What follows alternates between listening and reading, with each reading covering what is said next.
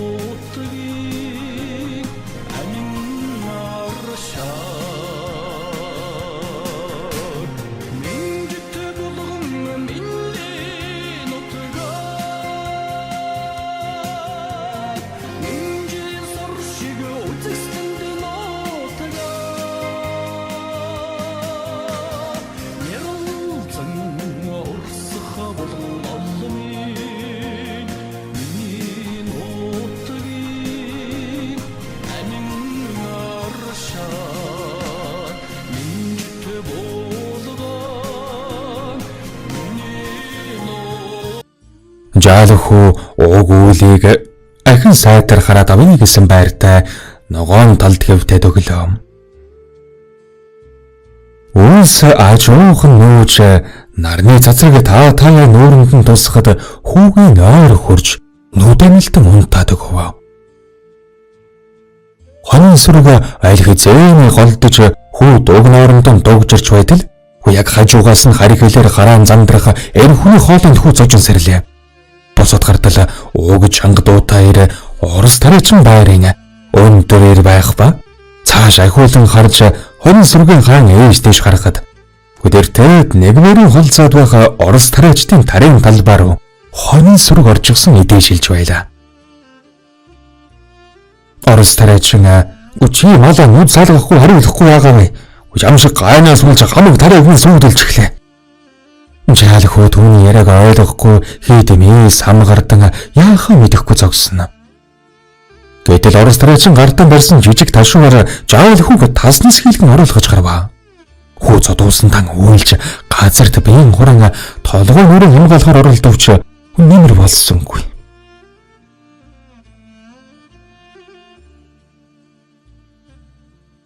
Обиш хааны зарган өргөө. Чамгүй том уг байшин харахад цорын тооны уран гоёмсэг бага нод. Танхимын голд таазруу тулж гол хаалганы өдөөс хүн орж ирэхэд шууд эгц хар гэдгээр Обиш хааны сэнтий заларч байна.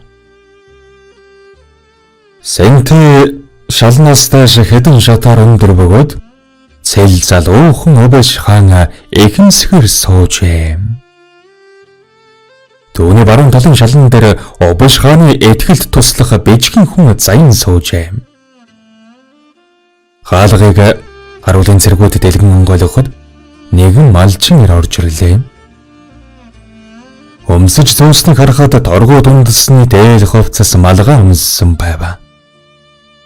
Тэрээр хажуудан хөөгөн хөдөлсөн бүг харуул хонин сүрэг харуулж явсан жаалмон.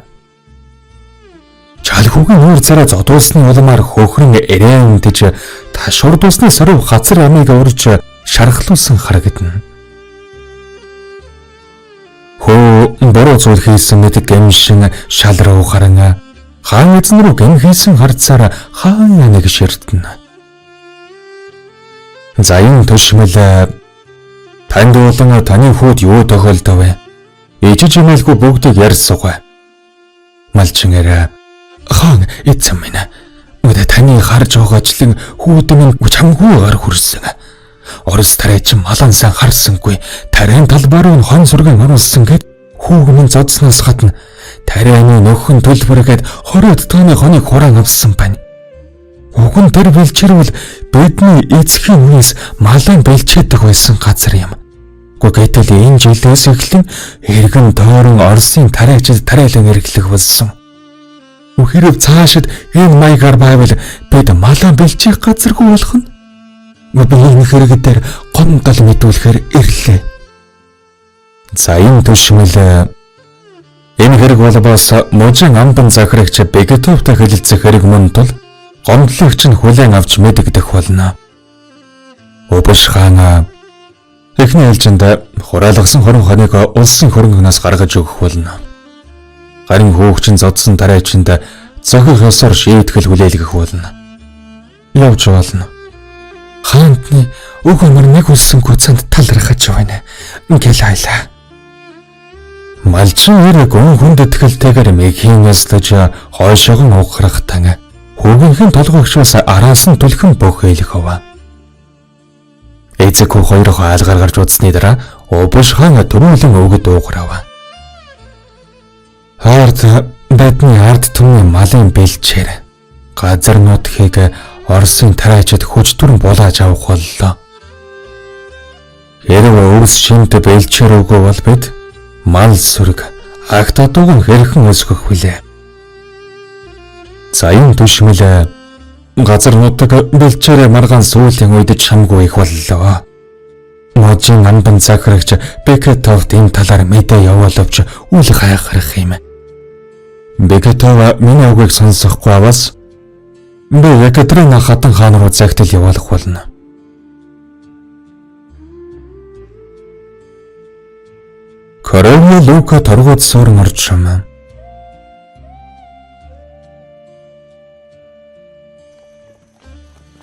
Уртын замд ядарч туйлдан дайм толооноос зогдох хүн ардын томоохон цуваа алсаас наашлан ирж өмнө харагдана. Цувааны толгойн хэсэг хамгийн наанд дуталж байхад сүүл нь тэнгэрийн хаяаны тэнгэрт тоос татуулжээ. Цувааны тэргүүнд шээрэн тааш өөрийн эдгэлт мөрөн зэрэгүүдтэй цуг манлайлна. Морин зэргүүдийн аяг байдлыг харууваас хүлэгийн нуруунд дээр удаан саатаж зам зургийн дайн тулаанаас аян шиж ядарсан нь элд. Толгойн сэргийлэх болсон 10 мөрдөн эргэлсэн сагж ядан цалиглах ээжил мөрний хөвөө сагсахар их өвс зүлэгтэй ногоон талд ойр дуудын эсхий гэрүүд тайван налайж мал сүрэг тавтаян бэлчиж байгааг харснаа нэг нь буцаж шээрэн тааш руу хэлэгхүр хадруулав. Шээрэн тааш таны зорьсон хэрэг сэтгэлчлэн бодож овг ангийн нутаглаж буй газар дэрцгээв. Тэнд торгуудын гэр бараа харагдаж байна. Шээрэн тааш овшгааныг энэ засгалж буй гэж самсан.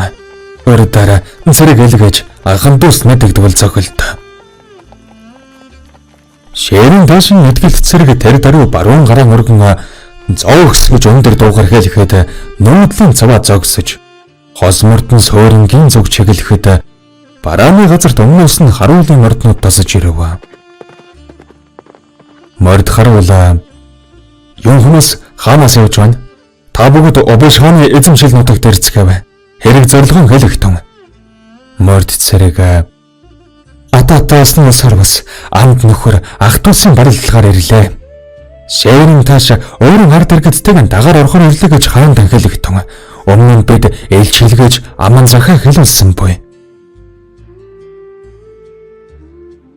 Монгол гэрүүдэд тавтаа налайж суурингийн хүмүүс гарч орохдоо гэрийн гадаан игнүүдлийн зүг сарвчлан харцгаана.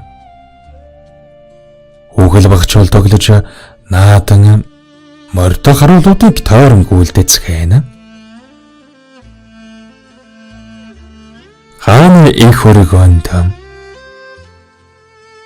Өөшөө ханхар Монгол гэрийн хооморт зэл залуу обш хаана өөрийн суудалд тугалжээ. Гэрийн ханыг тойрон жанжнууд суусан байх ба шинээр ирсэн шээрэн таашин яриаг бүгд анхааран сонсоцгооно.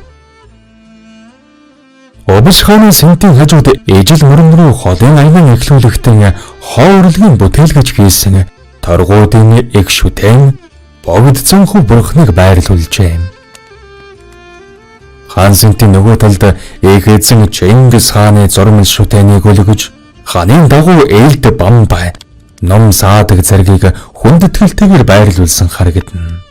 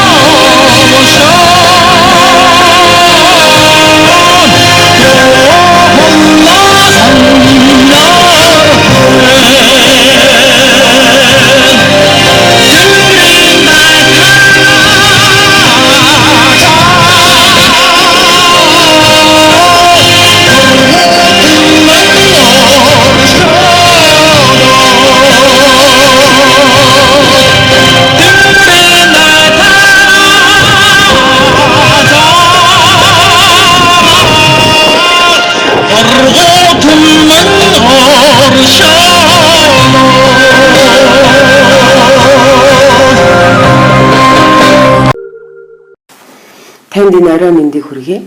За баярлалаа. Тань ч гэсэн орой мэндийг хүргье. Өнөөдөр манай ярилцлагын сэдэв тэнгэр шүтэх ёсон байна. Миний эхний асуулт бол үргэлийн тухай. Үргэл ямар байдаг вэ? Яаж өргөх нь зүйтэй вэ гэж асуумаар санагдлаа. За яалтчгүй тэнгэр шүтлэгтэй бол одоо өргөл бол зайлшгүй холбоотой юм аа.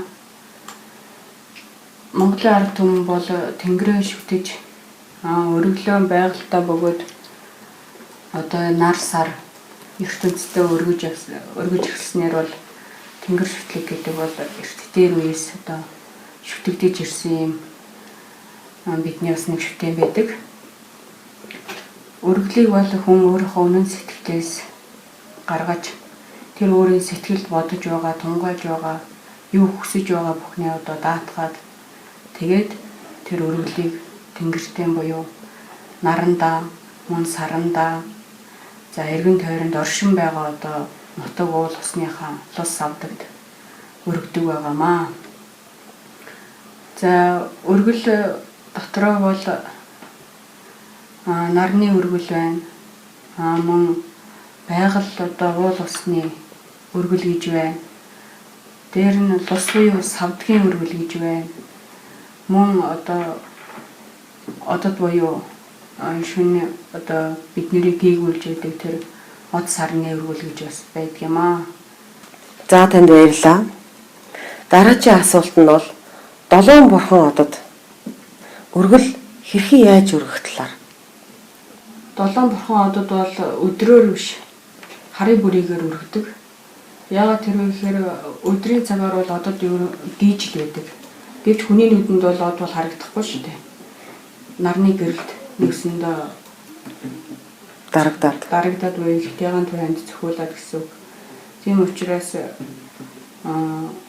долоон бурхан одонд өргөл өргөхдөө харын бүрийгээр аль ээж хүн бол одоо цайны дээжээ өглөө нь авчаад оройдоо тэр дээжээ цацлаараа өргөдөг. Ингэж өргөхдөө одоо өөрийнхөө үр хүүхэд болоод хань ижил үр удмаа даатгаад үр хүүхдийнхээ одоо ажил үйлсийг дэмнэж долоон бурхан буюу долоон өвгөн одод хандаж өргөлийг өргөдөг байгаамаа. Бас далай цагаан буюу сүүгээр өргөлийг өргөж болно. Долоон бурханд өргөл өргөхдөө яагаад долоон өвгөн од гэдэг вэ? Учир нь тэр долоон өвгөн бол одоо эрт дээр үедээ бол шидийн буюу энэ эрдмийн их эрдэм чадлыг өөртөө агуулсан тийм долоон их сахиулсан хүн байдаг байсан. Одоо энэ цагт болоод одоо амьд ахуй цагаасаа хойш бол тэр орчлонд гийж байх ах トゥ долоон баатар байдаг. Тэр баатарын дүрийг гээгүүлж тэнгэрт од болон гийсэн байдаг. Тийм түүхтэй. Ингээд долоон өвгөн од маань ямар ч хүний өргөлийг одоо хүлээн авч тэр зорьсон сансан бүхний бүтээх тийм чадвартай байдаг. Тэр шидийн эрдмийг өөртөө хураагаад одоо өртгөс өвгөд болоод одоо ирээдүйд байгаа энэ үр садынхаа төлөө бол энэ долоон өвгөн одны хийж бүтээсэн байгаад тэр бүх үр садынхаа гээгүүлэгч нь болж тэнгэрт мандаж байгаа нь бол их бахаргууштай бөгөөд бидний одоо энэ амьдарч байгаа 21-р зуунд бол хэр баргийн одоо хүн бол өргөл өргөж мэдэхгүй л ах. Гэхдээ тэр долоон өвгөн од бол ямар ч хүнийг харж хандаж тэр хүн сайн байна уу, муу байна уу ялгаагүй нэгсэндээ хүний өөрийн гэж ялгахгүйгээр өр удамдаа тэр өгөөж буйна түгээж л яваа. За баярлалаа. Тэрнээс гадна алтан галзуу од байдаг. 3 марл од байдаг. Эднэрт хэрхэн яаж өргөл өргөх талаар та нэг товчхон тайлбарлана уу? За 3 марл од бол одоо дараалаад үйж идэг 3 хатан байдаг. Өчтөө 3 хатан. Энэ хаттууд бол энэ тэнгэрийн их заадс гэж үүдэг. Тэнгэрийн их заадсыг хааж нээж идэг. Тийм өчтөө 3 од байдгийг. Энэ 3 одонд бол үүрийн гэгээгээр буюу үчийн бүрийн хоёроор талай цагаан өргөдөг. Нэгсэндээ сүү гэсэн үг шүү дээ. Өргөж одоо өөрсдийнхөө буян гişгийг одоо тэр ирээдүйд амьдрахын төлөө зорж байгаа тэр зам харгуугаа нэгсэндээ гэрэлтүүлж байхаар тэр өргөлийг даатгаж өргөдөг ёстой. Тэгээд яг 3 марл од руугаа бол яг харж өргөл өргөдөг юм байна. Ташуулдаж өргөнө гэхээр баруун урд зүг рүү ташуулдаж өргөнө гэсэн үг. 3 марлууд бол шүн голлоод ирэхээр бол яг ертөнцийн зүгээр урд зүгийг бариад голлоод үйж идэг. Тийм учраас энэ 3 марлууданд өргөл өргөхдөө бол ташуулдуулаад баруун урд зүг рүү баялаж нэгсэндээ өргөл өргөж байгаа сүйтэй тогшоо чэйжин тушаа газараа бариад тэгээд түүнээсээ одоо халбгаар өргөлийн цацлаараа юм дээш нь гараан сунгаж бэлгшээж өргөдөг жамтай. Алтан газрууд маань гэж нэгсэндээ бол өөрийн цалмын үчийн бүрийн хоёрл юм байгаа юм л та. За энэ одонд өргөл өргөхөд зөвхөн цайгаар цайны дээжээр өргөл өргөдөг.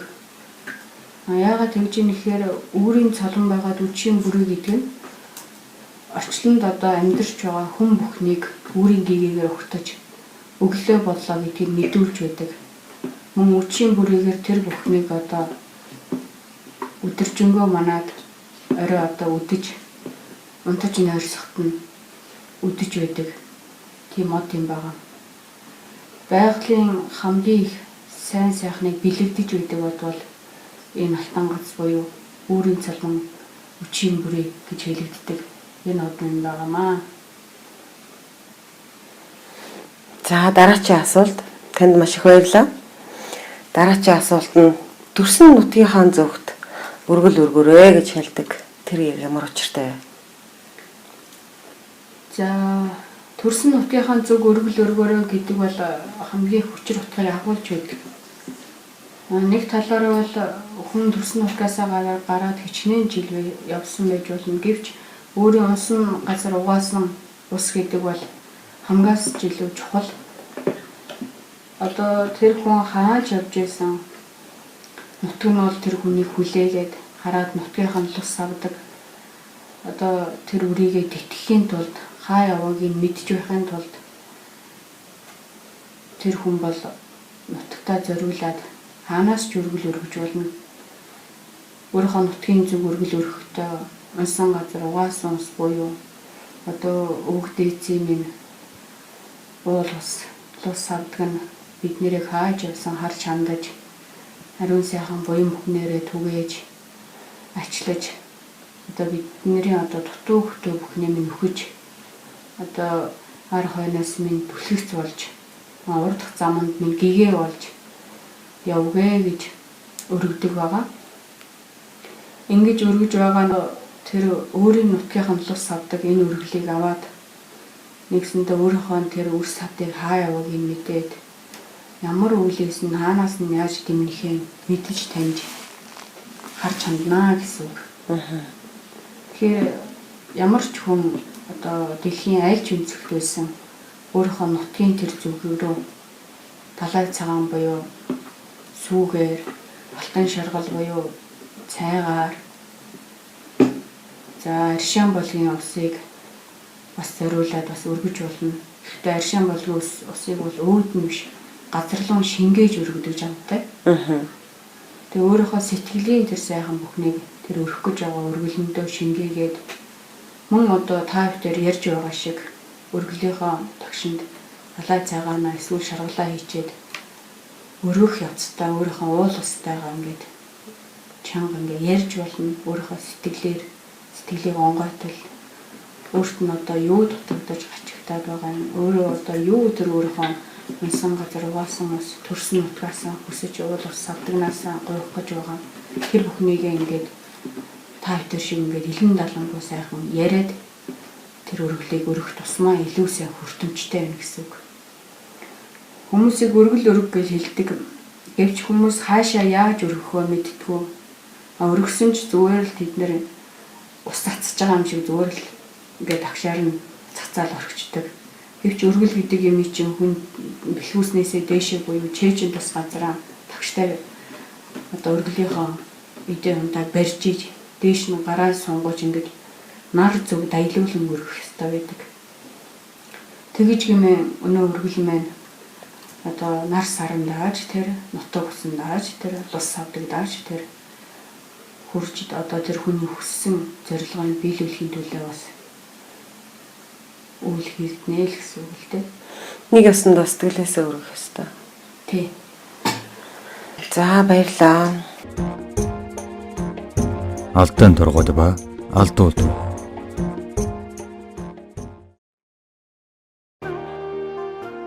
Судлаач мэрхэд өвгт Авдан Цай Баатаргон өвгүүдийн үг өв хэмээх алдаан торгуудын дэлгэж болгоогүй 400-ны төгийг уншигчдын өмнө дэлгэсэн нэгэн сайхан бүтээлийн талаар өгүүлье. Уг номын эхний 6 бүлэгт редактор хийсэн манай нэр зохиолч Дүүгч Монгол улсын соёлын гавьяа зүтгэлтэн Мандрагва уг номын ач холбогдлыг өндрөөр үнэлж энэ ном гашуун ном зөвхөн түүний өвөө эмээгийн биш чи бидний өвөө эмээ нарын гуниг харуулсал түүхийн сургамж энэ ч ингэсэн байгаа. Бүх Монгол дуурхтны идүүлсэн, хядуулсан, эвдэрсэн замыг дурдсан байгаа. Бидний түүхийн ойл санамж мартагдаж, зохиомл төг bijлэх дарагдаж, бүдгэрч, бүлхэрч байгааг санаач.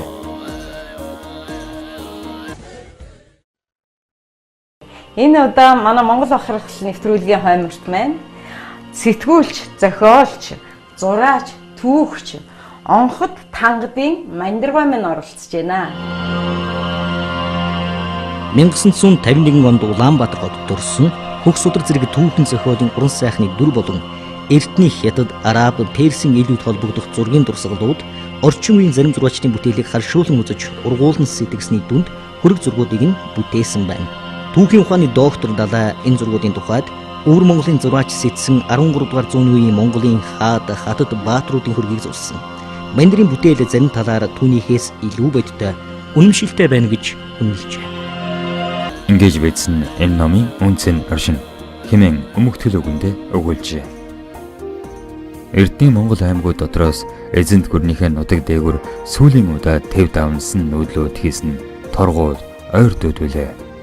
13 дугаар зуунд Өгөөдөө хааны үеэс эхлэн Алтай нурууны садан салбар Тарухта сайрын улсаар нутаглаж, дөрвөн ойрдын задлалын дараа өрөнгө булган голоор нутаглаж, Алтайн өврийг олон зуунаар манаж ирсэн торгууд нар нь Алтайн торгууд буюу өнөөгийн булган голын торгуудууд юм.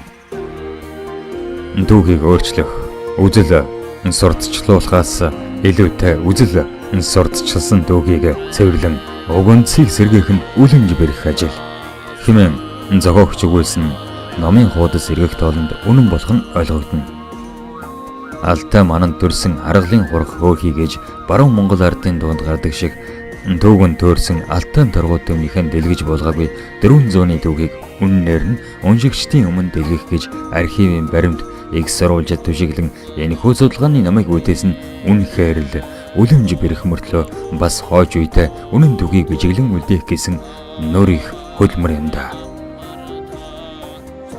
Түүхийн гүмэг бичвэр, товч алимнах, өгүүлэх өөр үнцэг хэмээн тодорхойлсон уг номын Эрдэнэ Монголын дуу бариулах буюу шүлэглэн хэлэх аргаар бичиж, ишлэл, зөвлөлт, тайлбар хийж олон тооны зураг бодоо оруулсан хэн хүнд ойлгомжтой энгийн мөртлөө эгэлгүй сайхан бүтээл болжээ. Номын эхний бүлгүүдэд нь Монголын газар нутгийн түүхийг он цагийн дараалал зураглан товч тайлбартайгаар алимнах хэлбэрээр үзүүлжээ. Торгууд хэмээх нэршлийн үслийг шинээр тайлбарласан байх бөгөөд эдгээрийг төр өрхөн дараагийн бүлгээс өгүүлээ. Номын 4-р бүлэг. Урд өмнө тэр бүр бичигдэж мэдээлэгдэж байгаагүй Алтай торгуудын түүхийн талаар өгүүлсэн 4-р бүлгээс эхлэн энэ тодруулан тайлбарлая. Номын зохиогч түүхэн үйл явдлуудыг тайлбарлахдаа түүнд холбогдох их сурвалжийг нэгэнгүй дурдахыг хичээсэн элт байна. Ингээд бид торгууд нарын талаар дэд их нүүдэл хийж ижил мөрнөөс нааш ирсэн хүмүүс гэдгээс цаашгүй. Току нэгэн гутал хэмээх дуунаас илүүгүй шахам мэдээлэлтэй байдаг бөгөөд торгуудын талаар түүний дотроос өдгөө эх орондоо алтайн өрийн булган голд амьдран суугаа торгууд зан олны талаар чөлөөт нэвтрхий тойлд тэд Шинжаанаас ирсэн хүмүүс ингэсэн утгатай бичигдсэн байдаг.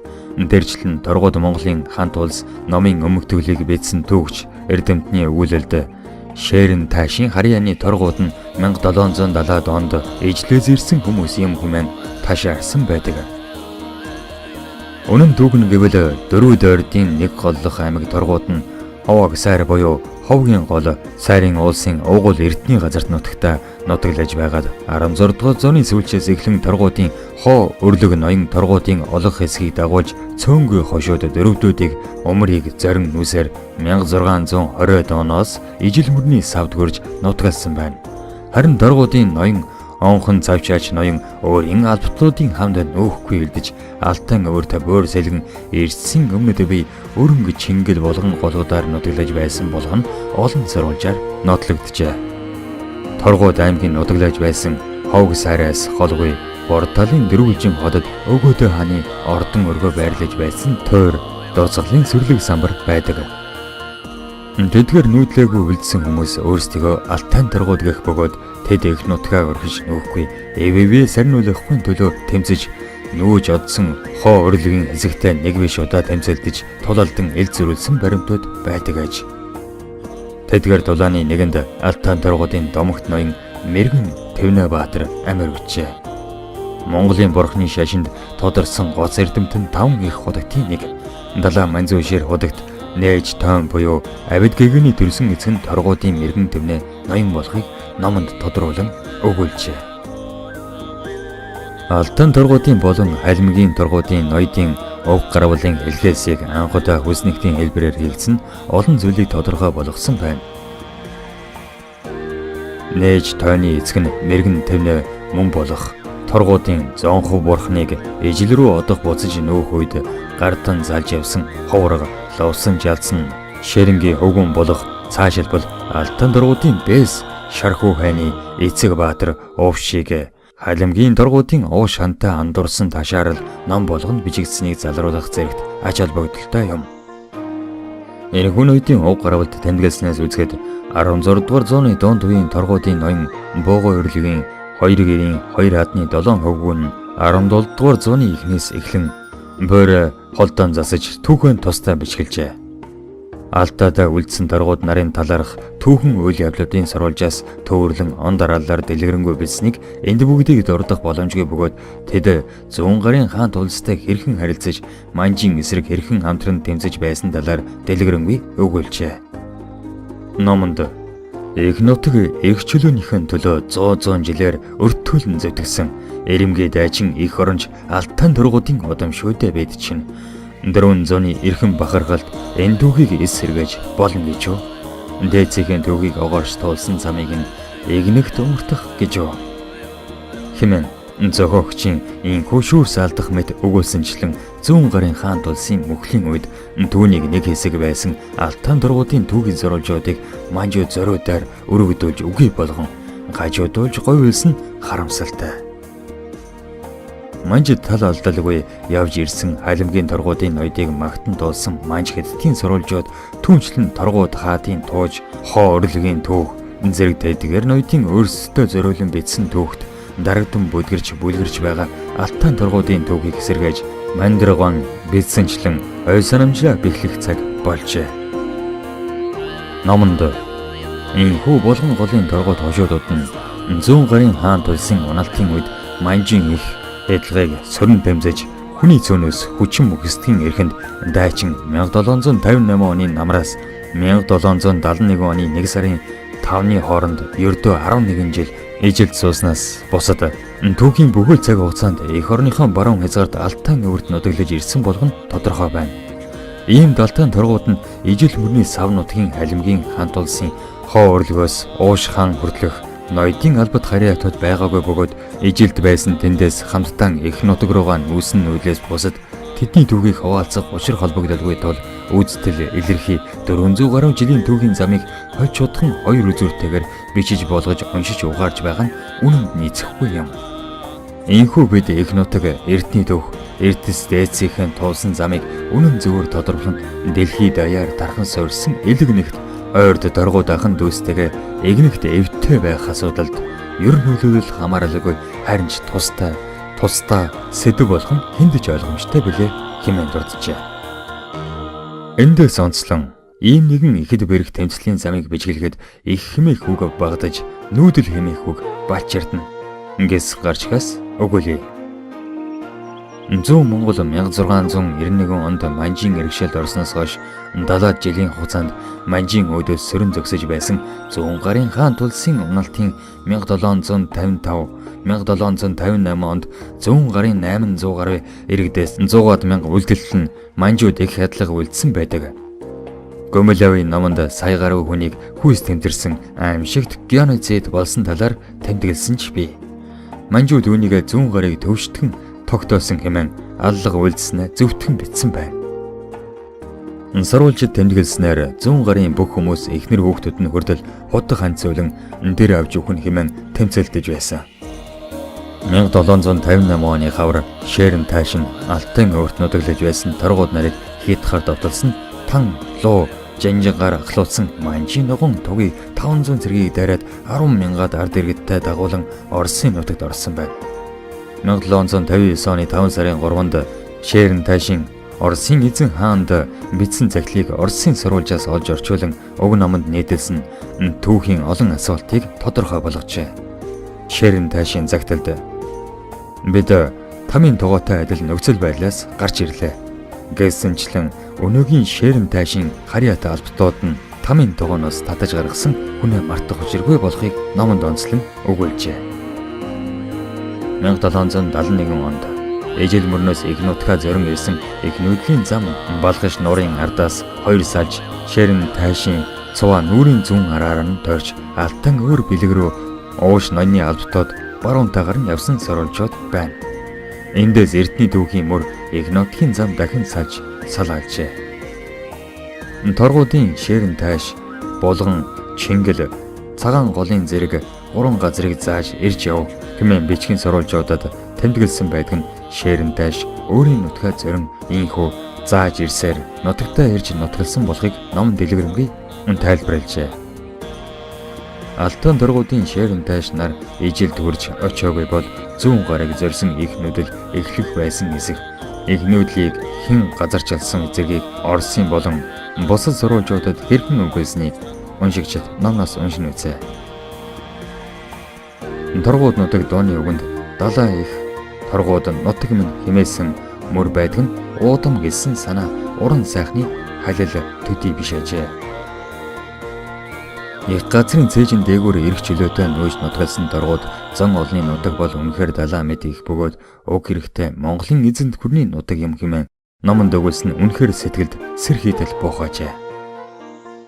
Чингис хааныхаа эзэнт гүрнийг зогслоосон асар уудам нутгийг дурдсан, сануулсан, сангалдсан энэ хүү дуун түүхэн түүний торгон зэргүүд болох торгуудаар хаяглагдан үлджээ. 5 дугаар бүлэг. Энэ бүлэгт 1911-1915 оныг өгүүлэх бөгөөд Монгол орны үлэмж удам үзэглэсэн төгөлдөр нутаг Алтан хязгаарыг машид харуулсалтайгаар хайрт алдсан түүхийн сургамжийг битрэх ингэсэн гарчигтай юм. Зохиогчийн сэдвтэй уялдуулан нэлээд эрэл хайгуул судалгаа хийсэн байна. 1915 оны Хяактын 3 улсын гэрээгээр Алтан хязгаар нь хайрт алдагдсан гэдэг нь үнэндээ бүрэн нийцэхгүй бололтой. 1912 оны үйл цэргийн жанжин Манлайбаатар Дамдын сүрэнгээс богд хаан төрөгсөн бичиг.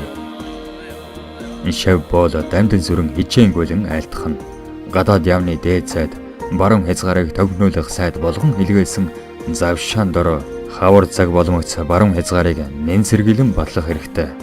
Шууд Алтан шар сүмийн зүг дайлалдан Аббас зохмоо болох эсэг явлыг богд эзэн заал хийхийг айлтгав. Хэмээн хугацаа алдахгүй цэрэг хөдлөхийг богд одогтаас хүссэн байдаг бөгөөд шар сүм нь Алтан хязгаарын төв юм. Мөн 1912 онд Алтан торгуудын Чинван мишиг доржинаар олноо өргөцсөн Монгол улстай дагаар орох хүсэлтэй богд одогтод удаа дараалан хөрвүүлсэн сурвалжууд байдаг. Энэхүү удаа дараа гэсэн нэг бос удаа гэсэн үг бөгөөд бусад ноёдын адил тэдэнд ямар хариу өгсөн үндэсний төв архиваас олдохгүй аж. Алтан хязгаарыг чөлөөлж авах гэсэн Манлайбаатарын хүсэлтийг ёсоор болгоогоогүй. Үлэмж хэмжээний нутаг нь алтан хязгаарт багтаж байсан торгуудын ноёдын хүсэлтийг хүлээн авсан эсэх нь тодорхойгүй. Бусад холбогдох сурж өчгөөд байгаа зэрэг нь алтан хязгаарыг алдсан шалтгааныг өөрөөр таамаглахад хүргэх бөгөөд үүнийг цаашид гүнзгийрүүлэн суулгах шаардлагатай аж. Энэхүү гар хөнгөн суусаар Монголын газрын нутагт багтсан сая гаруй квадрат километр хэмжээтэй алтан хязгаарыг Монгол улс салгах зорилгоор Хятадын талаас Манж Хятадын төрд олон үеэр зүтгэж ирсэн Балтван гэдэг Монгол гаралтай Хятадын төжимлийг захирагчаар томилох боломжийг олгожээ. Энэ үеийн түүхэт хамаарах нэгэн төөрөглийн талаар номонд тодорхой өгүүлжээ. Манай төвлөгдсөн хэлийн түүхийн сэдвт ном мэдээллийн сайтуудад 1913 онд Монголын талыг торгуудын Балтван, Хятадын талыг Кузьминский төлөөлөн болгонд голд баруун хил дээр гал зогсох грекээс нь хожимын хил тогтооход нөлөөлсөн талаар үргэлж бичигддэг нэгэн сэдэв байдаг. Номын зохиогч уг гэрээг сургалан үндэсний тагнуулын алба Татварын ерөнхий газрын архиваас олдоогүй учраас уг гэрээ нь Монгол Хятадын хооронд бус Орос Хятадын хооронд хийгдсэн бөгөөд уг гэрээг Оросын сурвалжаас олж орчуулснаас үзвэл тэр нь гэрээ гэхээсээ илүү монголчуудыг төөрөгдүүлэх арга хэрэгсэл болгосон бололтой. Тэрхүү алтан хязгаарыг дасалж авахд эдэгвэлэн ажиллаж дөрөвдийн хан галсан амжилт зэрэг олон ноёдод загтал илгээж Монголтой нэгдэхгүй байхыг ухуулан ятгаж улс дахгаар сөрдүүлж байсан Хятадын төжмөл Балтийг манай зарим дүүгчид Монголын төрийн түшээ хэмээн ташаарч зарим хүмүүс манай алтан торгуудын банк хэмээн мэдээллийн хэрэгслээр зарлан хадуурч байгаа нь заавал залруулах ёстой ноцтой алдаа юм. 6 дугаар бүлэг 100 дамнсан төрөгдөл залруулахыг хүлээсэн төв. Энэ бүлэгт 1921 оны ардын хувьсгал 30-аад оны их хэлмэгдүүлэлтийн үедээ дөрөв харшуулан алтан нурууг оройхон давж ширүүх хүн буусан талаар өгүүлнэ. Оросын төвөгч Клучевскийн төвөгч хүн бол барин бичгийн мөрөд юуны тухай чимээгүй өнгөрчөө гэдгийг мэдхийг эрмэлзэн далдуудахыг нь хөөцөлн судалдаг гэсэн байдаг. Зогоогч маань мэргэжлийн төвөгч биш ч баруун хязгаарт болсон үйл явдлуудын талаар архивын сурвалжуудаас холбогдох баримтыг анхааран судалснаас нэг жишээ татъя. Архивын сурвалжид ховддох хилцсийн төлөөлөгч Равдан нарыг Шинжааны Чингэл цагаан голд очсон дөрвөстэд төзөлсхийн бодлогын талаар таниулах хийж их оронд нь буцаан ирүүлэх даалгавартаагаар 1933 он хүртэл ажиллаулжээ гэсэн байна. Нөгөө нэг сурвалжид 1962 оны 6 дугаар сарын 4-нд манайхаас Хятад улстай ноот бичиг солилцоход Чингэл цагаан голын газрууд нь манай хил орчмын ард түмний нутаглаж ирсэн нутаг бөгөөд бүгд найрамдах Монгол ард улсын нутаг дэвсгэр мөн хэмээсэн байна. Энэхүү нэгэн жарны хагас буюу хүмүүний насны талтай тэнцэх тэрхүү 30 жилийн туршид их нутгийг нь Шинжаан хэмээн зохиомжоор хаягдаж эзэн зан олныг дөрвөсөд хэмээн зориу дээр өгүүлсэн тэрхүү харуулсалт түүхийн золиосонд харгас хэлмэгдүүлэлтэд өртсөн торгууд төмний газар нутгийг Сталин чабалсан хоёр байхгүй болж айдас арилсны дараа 1962 онд Чингэл гол нь бүгд найрамдах Монгол ард улсын нутаг мөн хэмээн сая нэг үннийг өжих боломжтой болсон хэрэг бөгөөд харин эзэн ардуудын дөрвөсөд хэмээх нэр одоо болтол зөөгцсээр яваа юм. Энэ талаар номонд өгүүлснээс хоёрхан мөрийг уншвал 112 дугаар хуудас 6. Ардарсан он жилүүдэд бүх монголчууд өөрийн монгол хүнийхэн бууны амны урд өвдөг сөхөрсөн. Харин баруун хязгаарын ардууд Монгол гамин Осваны 3 бууны амыг үзэж туулсан төвхтэй. Хэмээн бичснээс үзэхэд тэрхүү 30 жилийн дотор баруун монголчууд хичнээн их зовлон туулж гарсан тодорхойжээ. Сталин 1943 оны 12 сарын 28-ны Тэсхэн бүдгийн шөнөөр халимгуудыг ачааны вагонд ажуулан цөлхийн өмнөх өдөр буюу 1943 оны 12 сарын 27-нд Монголд суугаа төлөөлөгч Ивановаар дамжуулан манай маршлыг Москвад яаралтай дуудуулжээ. Том гүрнүүдийн цөмөн зэвсгийн өрсөлдөөнд шамдаж байсан тэр үед Эрдэмтэн Курчатовд хэрэгтэй уран манай алтан хязгаарт байсан талаар мэдээлэл байдаг.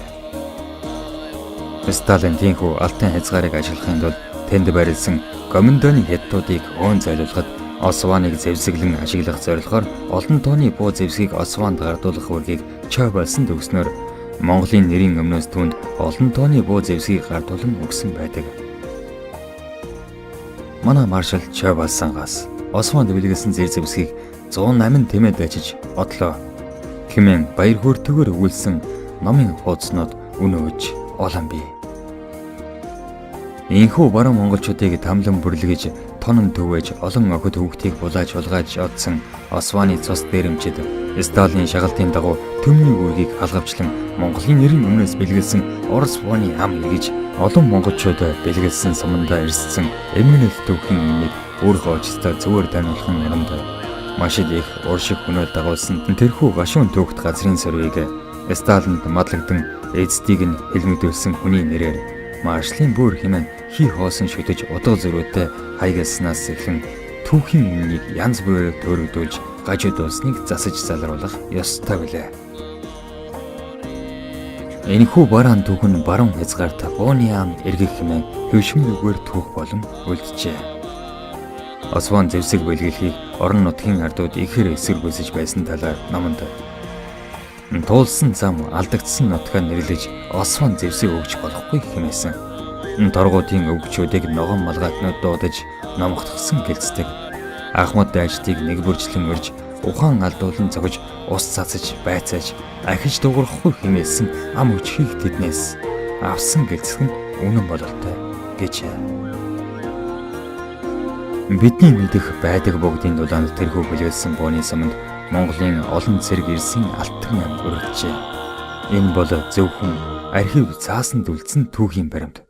Олон жилээр үргэлжилж уужгарсан тэрхүү зэвсгэлсэн дээрэмчтэн эсрэг цус дулаанд хэлэрчмийн орон нутгийн хичнээн игэл ардуу тохирсныг одоо ч бүрэн дооцоогүй байгаагийн учир нь одоо ч тэд үзэл сурталын үеийн айдас хүлснээс хагацаагүй гэлтэй. Энэ бүхнийг номонд эерүүлэн өгүүлэхтэй умар төршийн тусламж тушаалыг хамтд нь хүлээн авсан улсынхан удирдагчийн зовлонг ухаарахын учир бас би хэмээжээ. Золгоо үгүй айдас үгүй зонхуу бурхны нүүдэл ингэсэн эсгэс тавж өгүүлье. Монголчууд бидэнд эрдэс дээдсээсээ өвлсөн ариун өв соёл бурхан шүтэнэд бий.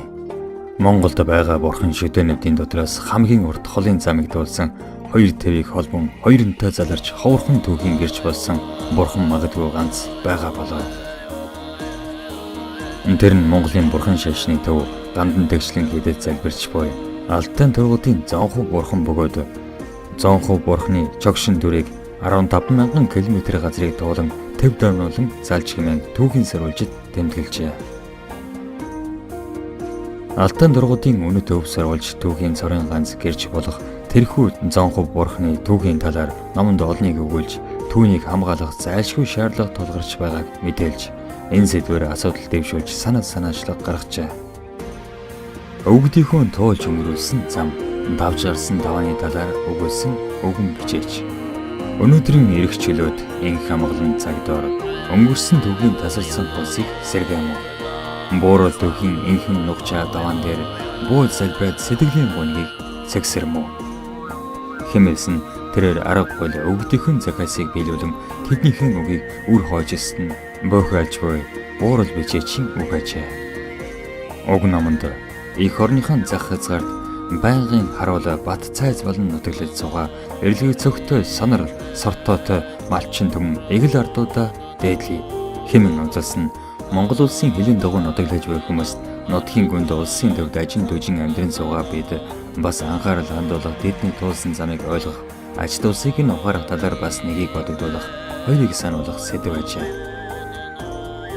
Торгуу дамыг бүрэн бүтнээрээ налааж байсан тэдний уугуулнууд нь хог сайр болохыг энэ тодруулан бичсэн байх бөгөөд аливаа төв гоовж гажуудахын хэрээр түүнд хамаарах олон үйл зүйлсээ алдаж байдгийн нэг нь газар нутгийн төвгөөсөө төөрөх юм. Дөрвөн ордын төвхт их нутгаас олдон ив ивээ сарниулан хамаг буруу бүрүүлсэн эзэн ачаан дагалтай алаг дагны домог бөгөөд тэрхүү сонирхолтой төвгийг энэ номноос уншаарай. Номонд өгүүлсэнчлэн сая жилээр тоологдох буурал төвхийн хуудсанд зуны өмнөх түүх нь өчигдрийн явдал бизээ. Уржигдрын түүхээ умартвал өчигдрийнх нь түүх буудантаж өнөөдрийн эдрийг үүсгэж ирээдүйн замыг бүдгэрүүлэх ажгүй. Торгууд аймаг бол Дөрвөн ордын нэг бүрэлдэхүүн хэсэг. Хоёрдуд бол тийм холбоот улс, чуулган улсын зохион байгуулалттайгаар түүхнээ явж ирсэн. Одоо жишээ нь Монголын тал нутагт 3 мэргэд 30 татар, 9 татар гэхтэй ялгаа дөрвөн хоёр тэгээд. За хоёр зүйлийн нэрийг бид нэр бол сүүлийн судалгаагаар за миний үздэг үзэл одоо ингэ холбоотнууд ойрууд гэсэн утгатай юм л да. Тэгээ ойрууд бол түүхэндээ 3 удаа түүхэнд ингээд илэрч гарч ирж байгаа. Нэг нь бол Монгол улс товчонд буюу одоо 13 дугаар зууны үед Эзэн бог Чингис хааны үед 1207 онд Эзэн бог Чингис хааны үед төвчээр ахлуулсан хүмүүс одоо ойрдуудыг эзэлж авснаар гарч ирж байгаа. Түүнээс өмнө ч бас Чингис хааны эсрэг холбооны одоо эсрэг байгуулагдсан холбоонд бол ойрдууд байжлаа. За энэ үе 13 дугаар зуун. Тэгэд ойрдууд бол нэлийн олон салбар салаа аймагтай. Хутгаа гэх бол зөвхөн нэг салбар салааны толгойлогч. Тэр нь бол одоо судрын чуулганы мэдээс харагддаг л да. Ойрд аймгийн хүмүүс гээд маш их олон хүмүүсийн нэр гарч иж байна. Газар нутагч гэсэн одоо юм Көвсгөл нуурын баруун биеэр байж байгаа бол эрчил мөрний дунд урсгалд ч ойрдод харагдаж байна. Тэгэхээр нэлээд олон тархаа байдаг тийм холбооны зохион байгуулалттай. Энэ бүтсэн нэлээд хожуу хүртэл явсан.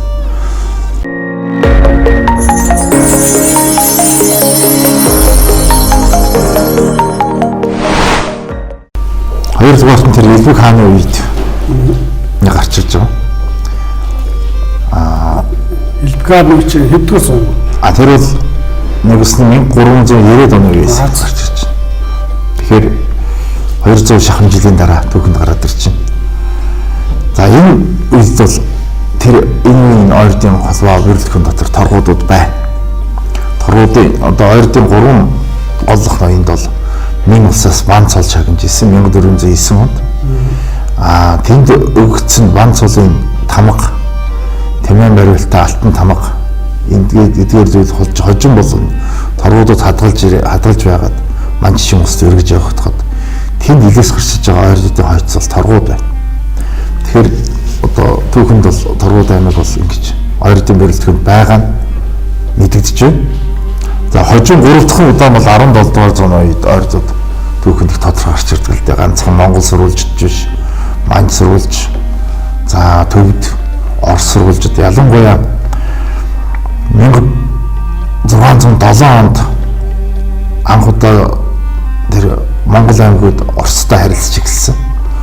За тэгээд бүр 1609 онд тэр эрчил мөрний доод урсгалд байсан ойрд аймагуудтай одоо Оросын захын хотууд гэрээ хэлцээр байгуулж эхэлсэн. Энэ бол 1409 1609. Тэгэхээр торгуудын хооронд байж л байна. Ойрдын бүрэлдэхүүнд.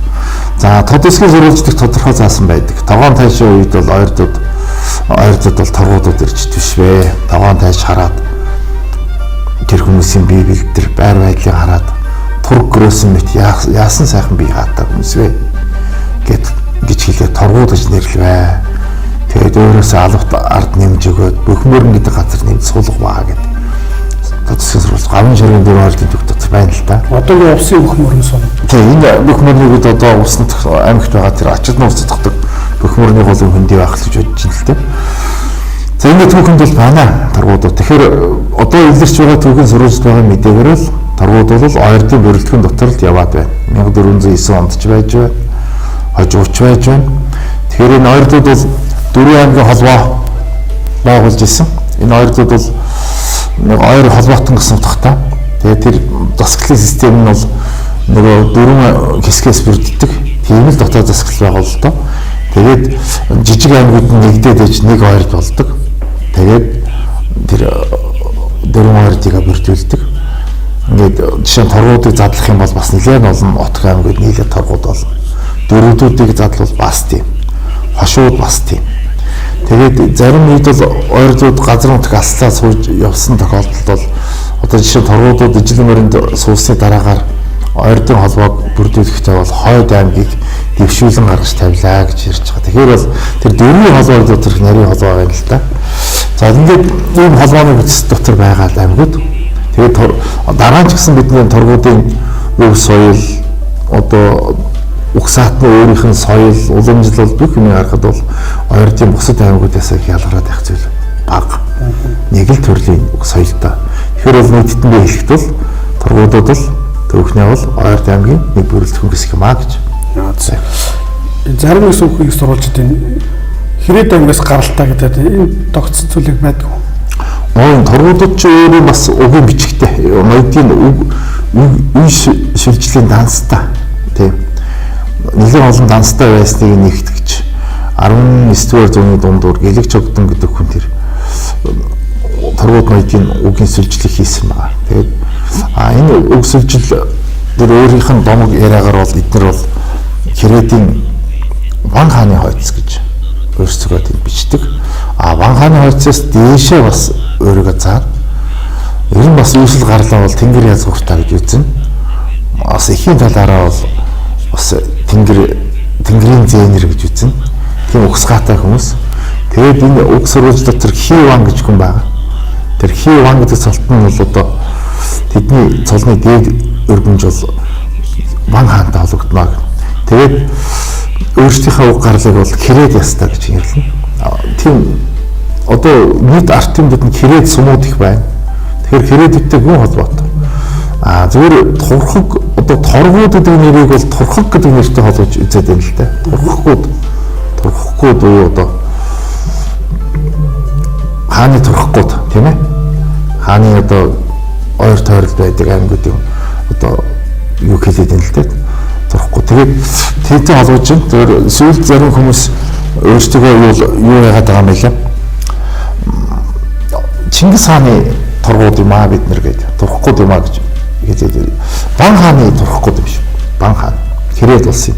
Ер нь бол бид Хэрээд улсын түүхийг бол бас тодорхой хэмжээнд авч үзэх ёстой. Их Монгол улсаас энэ Монголын толгойд байсан хамгийн том одоо улс тийм ээ. Одоо ханилэг гэдэг юм хань тийм. Тэгэхээр энэ торгууд бол Хэрээдтэй холбоотой гэж өөрсдөө ноёдын үг залгамжаа хийдэг. Тэгэхээр энэ бол бас хүчинтэй яриа. Тэр үгсэлжлийн дансан дотор нь ч байна. Тэгэхээр энэ торгууд бол өөрийн гэсэн өөрийнхөө түүхийг бас бичээд ирсэн. Ортоос нь одоо ингээд домог мөн гэсэлтээр ярьдаггүй. Түүх нь бас ингээд хятад сурвалж мөрүүлж ингээд нэр илрээ гараад ирдэг. Тийм одоо эртний аймаг. За тэгээд торгууд аймаг дөрвөн ордуудын бүрэлдэхүүн байсан юм байна. Тэгээд 1600 оны ихээр энэ торгуудын ноён хөөрлөг, хоорлог дөрвдийн далаа таашийн хамт өөрийнхөө хайртлагуудаа аваад ижил мөрөнд лөө оч нүүдэлж тэнд суурьсан гэдэг яг ийм баримт байдгүй. Яагаад дөрвөн ордоос тэгээ салан явчих. Энэ 17 дугаар зууны эхэнд бол ойрдуудын хувьд их тийм маш хүчтэй дэлгэрэнг өгсөн юм байна. Тэр яг энэ нүүдэлчд бол газар нутаг бэлчээр ус хэрэгтэй. Урчин судлаачид энийг бол халахын баруун гарын шолоо өвч зэрэгтэй ноёдын төрөлтэй шалтгаалаад баруун тийш шилжлээ гэсэн тийм нэг дүгнэлт хийгээд явцсан байна. Магадгүй ямар ч гэсэн тэр Алтай нурууны хойд тал одоо Алтай нураас их аваад хойд мэсний бол тусдахдаг энэ Эрчис мөрний хөндөй Оросоор Эрчис мөрний ихэн дунд доод урсгал дагуу энэ ойрдууд нутгалж байна энэ үед. Энэ нутг нь яг тухайн үед 1600 онд очиж суучсан нутг юм уу? Угастинд байсан нутгийг бид ялгаж чадахгүй байна. Нөгөө талд нь бол Оросууд угаасаа 1580 он гээл Уралыг даваал maaшлал Сибирийн хаант улс уу одоо 40 хойцсыг одоо цохоод тэнд эзлээд тэр хотын зах давуу нэлээд олон юунуудыг байгууллаа шүү дээ. Одоо хотуудыг байгуулад бэхлэлт шивэ мэдих одоогийн нь бол Томск, Омск тийм ээ. Тэгээ таар гэдэг энэ хотуудыг тэр байгуулах ерөөс тэдний яг харьцсан хүмүүс нь бол ойрдууд болоод байгаа. Тэгэхээр ойрдууд тэнд байж исэн. Түүнээс биш нэг шинээр очиж суусан зүйл биш. Ер нь ойрдын газар нутгийг авч үзэх. Ер нь дунд үеийн одоо тэр 17 дугаар зууны үеийн ойрдуудын түүхийг бид өөрөө үзэж эхэлдэг болсон л доо. Энэ ямар юун дээр юусаа гэрэлжсэн ойрд аймагуд байгааг одоо тэр нөгөө манай байгуулсан эзэнт хөрөн 4 хуваагдсан тийм ээ.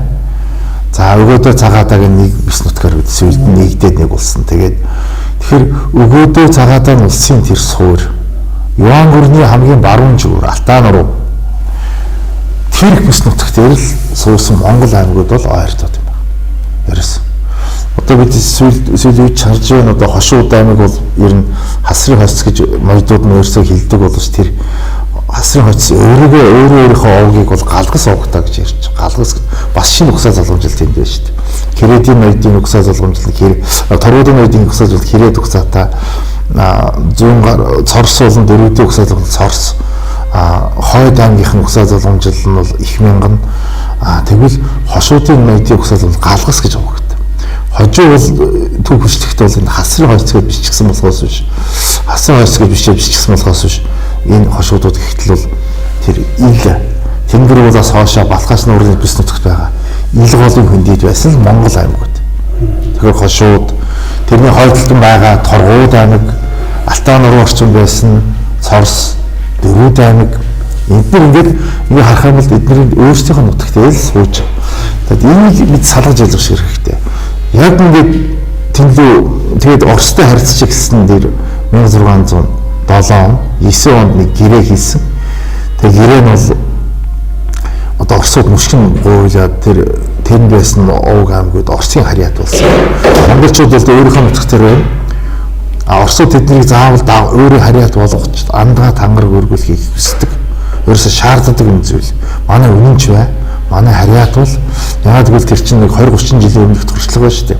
Сибирийн татар аймагуудыг тэр олон аймагуудыг чинь яг тийм байдлаар өөртөө илсүүлсэн тэр замаараа ойр аймагууд тийм ангаа өргөх, гэрээ байгуулах тулгадаг байсан. Гэтэл бол ойр аймагууд бол өөрийнхөө нутагт ирсэн. Бид яагаад тийм гэрээ байгуулах юм бэ? Тэгээд тэд нар гайхаад байна л да. Нэг өдөр гэрээ байгуул тэдний явсаар тангар өргөчөөд дараа нь маргааш нь байлддаг. Тэгээд энэ ойлгомж нүүдэлчтэй хөдөлд эдгээр байдаг зүйл болж таарад нь шүү дээ. Тэр чинь яг л нутаг дээр байгаа хүмүүс. Тэгээд энэ эрчис мөрний дунд болон дундаас доод урсгал. За ишим гол энэ бүс нутгаас цаашаа шилжилт хийсэн. Тэр их холын шилжилт биш. Нэг 2000 км-ч хүрэхгүй. Энэ чинь 1000 гаруй км-ийн хооронд юм. За ингээд түүх харахад бол 1607-9 оны ойр аймагуудын хөдөлгөөнүүд Оросын тэр захын хотуудын губернаторуудын айлтгал дотор тодорхой байна. Өдрөөр за хамгийн анхны Оросын элч бол 1616 онд одоо манжиг шиглсэн одоо нэг элч явсан. Тэр нь бол нэгэн хоогоор алтан хоогоор явж байгаа энэ улс нуурын орчмоор шолоо өвшийн нутгаар дамжиж явж байгаа юм л да. Тэгээд Оросууд анх удаа монголчуудыг тэр нүүдэлчдийг таниад байна шүү дээ. Хэн бэ гэдэг. Тэгээд таниад ихсэн чинь хоёр янзын ойртууд тэдэд харагдсан. Тэгээд тэрийг Оросууд хар калмак, цагаан калмак гэж нэрлэж байгаа. Хар калмак гэдэг нь монгол хэлтэй хайлмгуудаа хэлээд байгаа. Цагаан калмак гэдэг нь тэр эрчсийн урсгал, доод урсгал, Сибирийн наагуурны байгаа Киргиз, Тэгэнгэд зэрэг түрк хэлтэй ард түмнийг бол хар калмак гэдэг. Эдгээр хар калмакд бол бүгд ойрдод захирагдаж байгаа. Нэг тэр харч бай, цагаанч бай бүгдээ нэг ойрдын холбооны ууг аймагуд юм ба шүү дээ. Тэгж хооронд ялгаж байгаа. Тэгээд анхны тэр 1609 онд нэгэн гэрээ хилцлийн маягтай юм өгөгдсөн. Энийг одоо сүүлд Оросын түүхчид энэ халимгууд бол Оросд сайн дураараа нэгдснээ 400 жилгээд сая 2009 онд хийгээд байгаа байхгүй. Тэр зөв гэрээ хилцэл явагдсан зүйл. Тэгээд энэ үед гарч иж байгаа Оростой харьцаж байгаа гол ууг аймаг бол дөрвөдөд байна. Дөрвөдөдийн дараа торгуудад байна. За эдгээр торгууд дөрвөд хоёр аймаг бол баруун тийш шилжилтүүд түүл хийж байна л дээ. Тэгээд ингэ хараад байхад 1628 он гэхэд анхны аймагуд аль хэдийн Урал голын одоо зайн морины сав газар ороод суудсан. дахиад цаашлаад ижлийн хувьд 1630 он суусан. Тэгээд тийм бас. За тэнд энэ ойрын дотоод шилжилт хөдөлгөөнийг бас тооцох хэрэгтэй. Энийг бид нэр анзаарахгүй хийсэн байна. Ялангуяа ойрын дотоод дөрвөн ойрын дотоод энэ чуулган дотоодын маш олон камерал мөргөлдөнтэй байсан. Ялангуяа хошуудууд дотроо зүүн гар дотроо энэ их бүлэглэлийг хоорондоо бас нэгдэж нийлсэн бэлгэлүүд байсан. За ерний үр дүнд бол 1630 он гэхэд ижил моринд торгуудад тэргүүлсэн нэлээд олон ойр аймагт ороос утсан. Дөрөвдийн нэг хэсэг нь торгуудууд. За түүний хошуудууд. Тэгээд энэ ижил моринд чиглэсэн нөөдлөг зөвхөн 1630 онд очиж суусан гэдэг үзэж болохгүй. 1630 оноос 1758 он хүртэл бидний тоолсноор 9 удаагийн их бага нөөдлөд ижил моринд очиж сууж байна. А тэндээс наашаа бас 3-4 нүүдэл байна. Тэгэхээр нэгээс нь Аз географик холбосон тийм том хонгил байна л да. Энэ Казахстаны тэр элсэн зүйлийн хойгуур Сибирийн урдуур нэг юм хонгил одоо инженеэр ах юм бол нэг зээг өрөөс гүйсэн яг нүүдэлчтэй зурдаг. Энэ хонглоор нүүдэлчд ерөөсөө гүннээс эхлээд дараа нь нэрэн улс Жүжаанти их Монгол ингээл коридороор нүүгэлсэн. Одоо тэр нь яг ижил мөрөө тогтохгүй түүнээс цаашаа игээд дооморноос дунаа мөрний сав үзрүүд ийм хонгол шүү дээ. Хонглоор нүүдэлчд нүүж байгаад түүхэн хөв зээ ирэхээр тэнд ус төрийн нөхцөл байдлыг өөрчлөгдөж шүү дээ. Орос бол өдрөөс өдөр томорч байна. Тэгээд 1630-аад онд тэнд улс байгуулах одоо үсгийг нэг тогтсон байна. Гэхдээ бол торгуудын төвийг ажиглаад гоё. Тэр юу гоё юу л энэ үг нутаг энэ ойролцоотойгоо байнгын холбоотой хэлхээт. Одоо жишээ нь торгуудын 2 дахь ноён шүхэр дайчин бол 1643 онд зүүн гарт байж л байна. Баатар Мунтайчтай хамт уугаал байж л байна. 46-47 он төвдөд очиж мөргөл хийгээд 48 он тэнд явж л байна. Тэгэхээр энэ нүүдэлчдийн энэ хөдөлгөөн дотоод шилжилт хөдөлгөөнийг бид нэг суурин улс шиг ингээд таг яг тогтооход хэцүү. А тэгэхээр нийтэд нь хэлэх юм бол ижил мөрийн заалт нутаг бол ойртуудын үндсэнд ингээд нүүдэлж шилждэг нутгууд байжээ гэж үзэж бас болно.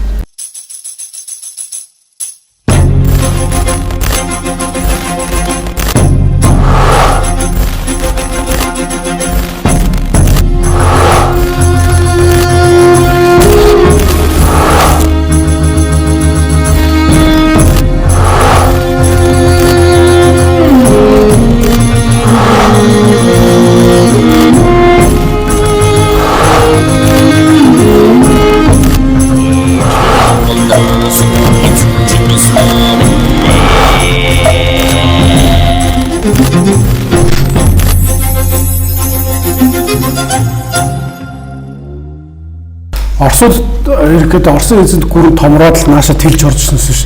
Торгуудууд бол тэрэг орол нүүдэлчд бол нутгалчлээсэн, нүүдэлчлээсэн байна тийм. Тэгэхдээ тэр ишийн голын хөндийгээс цааш гараагүй баг. А тэндээс цааш бол 1600 оноос 94-17-гийн эхэнд бол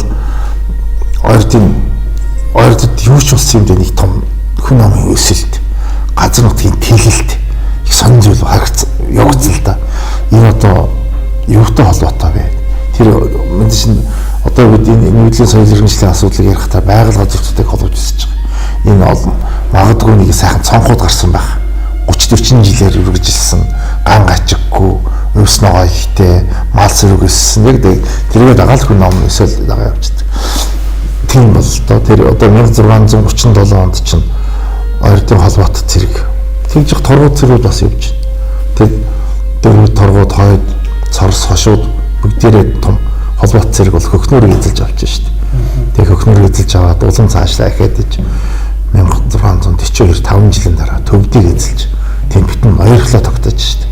Тэгэхэд бол энэ одоо энэ бол нийтэд нь бол тэр би гайхаад байгаа зүйл бол тэр 17-гийн эхэнд л ойрд аймагуудын холбоо маш ингэж өргөжин тэлсэн асуудал бол бас ингээд байгаль газар зүй, дотоод ив нэгдэл эсвэл гадаад хүчин зүйл суларсан байхыг үсэхгүй.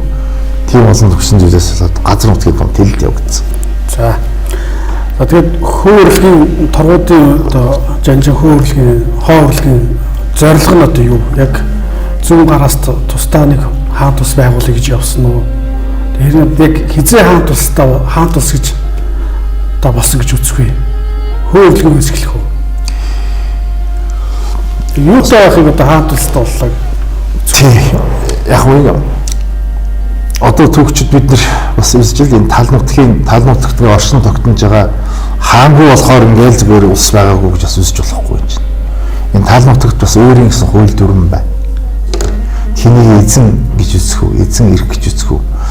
Зүгээр улс одоо хожимын нэг том хаан тулсын загвараар бид нар хаан тулсын юм байна гэсэн тодорхойлолтоор болж үзвэл тал нутагт энэ тодорхойлолтод нийцэх улсыг цөөхөн их Монгол улсыг дуртаалаад өргөж тэднээс хойш улсуудыг тэр одоо халахын тэр 3 хаан тулсын тэр чуулганы байдалтай байгуулсыг хаангүй байсан гэж үзэж болохгүй. Тэгэхээр нэг энийг бас наантаа цаантаа ойлгох хэрэгтэй. Гэхдээ төгчд бол энэ ханы хэрэгм цолыг бол 17 дугаар зуунд Бурхны шашинд орсны дараагаар ойрлуудын шөвч тэр халахуудын хөвчгөл Далай ламаас өгдөг систем болсон. За хойно хөрлөг очоод тэр ногоо зэрэг олон аймагуудтай байлж байгаа дотоодын байлдаанд насарсан мэдэгдэж байгаа. Тэрний залгамжсан бол шүхэр дайчин гэдэг. Шүхэр гэдэг өөрийнх нь нэр. Дайчин гэдэг юм бол одоо хожим илэрч байгаа сурвалжаар очсон юм бол төвдийн Далай ламаас өгсөн цол байна. Одоо зүүн гарын хунтайж галданд бошиг цол өгдөгтэй ялгаагүй дайчин.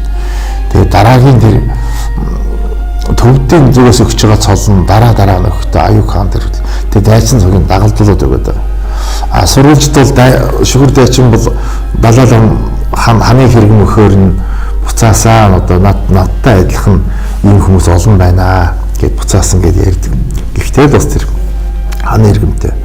За 1654 оноос энэ Торгууд хаан тулсыг энэ алын ёсоор одоо байгуулагдсан гэж үздэг. Тэр яг нөгөө хөрс зэрэгэлд Орос болон бус улстай хийгдсэн гэрээ нөгөө орчин улс төрийн онлоор авч үзэх юм бол хөрс зэрэгэлд бас харилцсан нэг хүлээн зөвшөөрч байгаа тэр хандлагаас авч үзэх юм бол 1654 оноос гэж үзэж байгаа. Ер нь зүгээр Оростой хийгдсэн хэд хэдэн гэрээ би энэс хойш дамжаад хийгдсэн гэрээнүүд. Энэ гэрээнүүд нь бол Торгууд улсын тэр газар нутгийн эзэн гэдгийг баталгааж болж эзэн. Зүгээр нэг зөөл нэг хүмүүс ирээд энэ зуугаад төр суугаад байгаа юм биш. Тийм учраас өнөөсний тэдгээр улсууд өөрийнхөө чадал хүчээрээ тэр газар нутгийг эзлэн аваад одоо тийм эзэн болоос уусан ус. Тэгээд Торгууд хаан тулсыг бид нэг хийж үзэж байна. 1771 оны өвшөөр хэрэглэсэн нүүдлийн дараа 1772 онд одоо Оросын эзэн хааны зарлиг гарч Торгууд улсыг тараасан. Тэр хүртэл оршин тогтносон гэдэг. Тэгээд ихэнх судлаачид бол 1630 онд газар нутгийг суулсан. 1630 оноос 1772 он хүртэл үе 140 гаруй жил ингээд оршин тогтносон гэж үзэж байгаа. Энэ бол бас урт хугацаа. Хүний үеэр авч үзэх юм бол эн чинь 6-7 үе тэр нутаг сууж юм гэдэг чинь бол баг одоо юу гэдэг цааш танихгүй хэмжээнд хүрч шүү дээ энэ чинь. Тийм үстэй. Хүн чинь 5 үеэс цааш танихад бэрх болно шүү дээ. Тэгэхээр тийм том төвхтэйсэн. Зөв миний хувьд бол энэ ижил мөрөнд тогтсон Торгууд улс, Хөхнөөрт тогтсон Хошууд улс, өөр нутагт байсан зүүн гар улс бол хоорондоо нэлээд хожоо хүртэл ялангуяа 1679 он хүртэл тийм маш хоорондын гэрээтэй. Ялангуяа 1679 онд Далай ламын элч Жарбуно гэдэг хүн зүүн гарт ирээд тэгээд Торгуудаас Аюуг хааны томхөө жамцсан хоёрдугаар хөө жамцсан Аюуг хааны ихч Хошуудын очсон хааны одоо ихнэр байсан дор жаргад нар тэр ижил мөрнөөс ирээд зүүн гарт нэг том чуулган болж байгаа. Хошуудаас Хөхнөөраас ноёдууд ирээд яг тэр үеэс эхлээд энэ Ховоот улсын зарчмууд нь арай өөр ойлгомжтой болоод яг одоо Торгуудын эзэмшил газар нь тэр юм аа. Хошууд Хөхнөөрт нэг юм эзэмшлийг хуваасан болдог. Тэр хүртэл юм дөрвөн урдын чуулган хэвээрээ байсан. Ингээл чуулганы шийдвэрийг хэрэгжүүлдэг талдаа. Харин газар нутаг алс учраас энэ одоо хэрэгжихтэй бэрхтэй тийм тал байна. Би бол Торгууд хаан тулсын түүхийг ерөнхийн ингэж загварчилж харж түүхчгийн хувьд.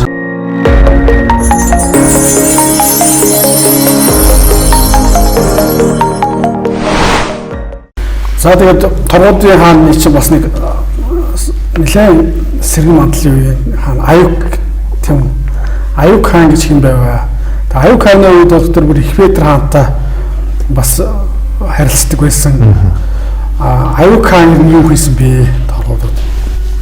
Энэ Аюк хаан 54 жил хаан шираас уусан.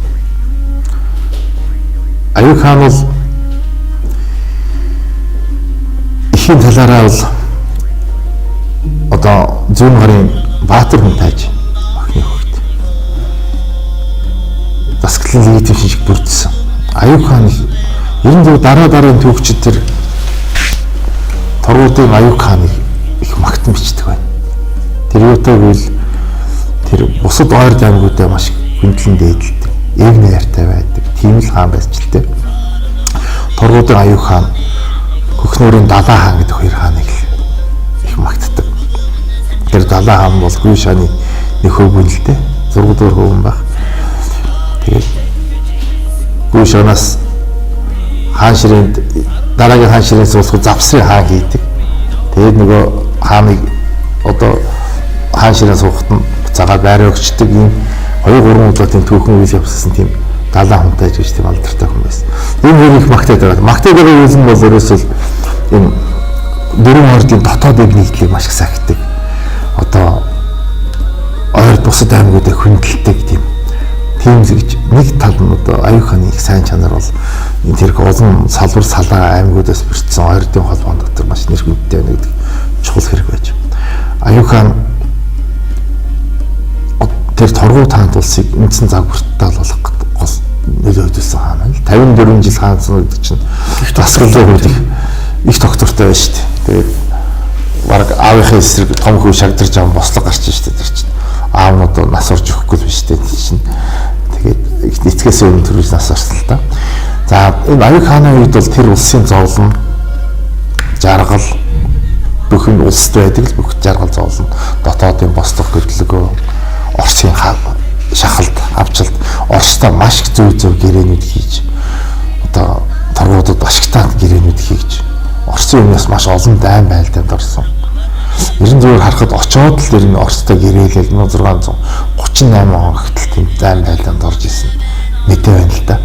Тэгэхээр чин Оросуудын хувьд бол ойртууд бол бас нэг цэргийн том хүчин тэр их олон холбоотон болж дарахаас гадна хамгийн том аюул болох тэр Түргийн хаант улсын өмнө тавьж байгаа бөөхөр бүс нутагт байна л да. Тэгээд Түргийн эсрэг хийж байгаа дайнд бол халингууд одоо байнга татагтанд оролцож байна. Нөгөө талаар Оросын цаана одоо болж байгаа Шведтэй хийсэн, Польштой гэсэн дайнууд бол одоо ойртууд бол дандаа гэрээгээр очиж одоо байлдаж штеп. Тэгэхээр эдгээр нь бол Оросдын тодорхой эрх ашигыг сангаад байгаа.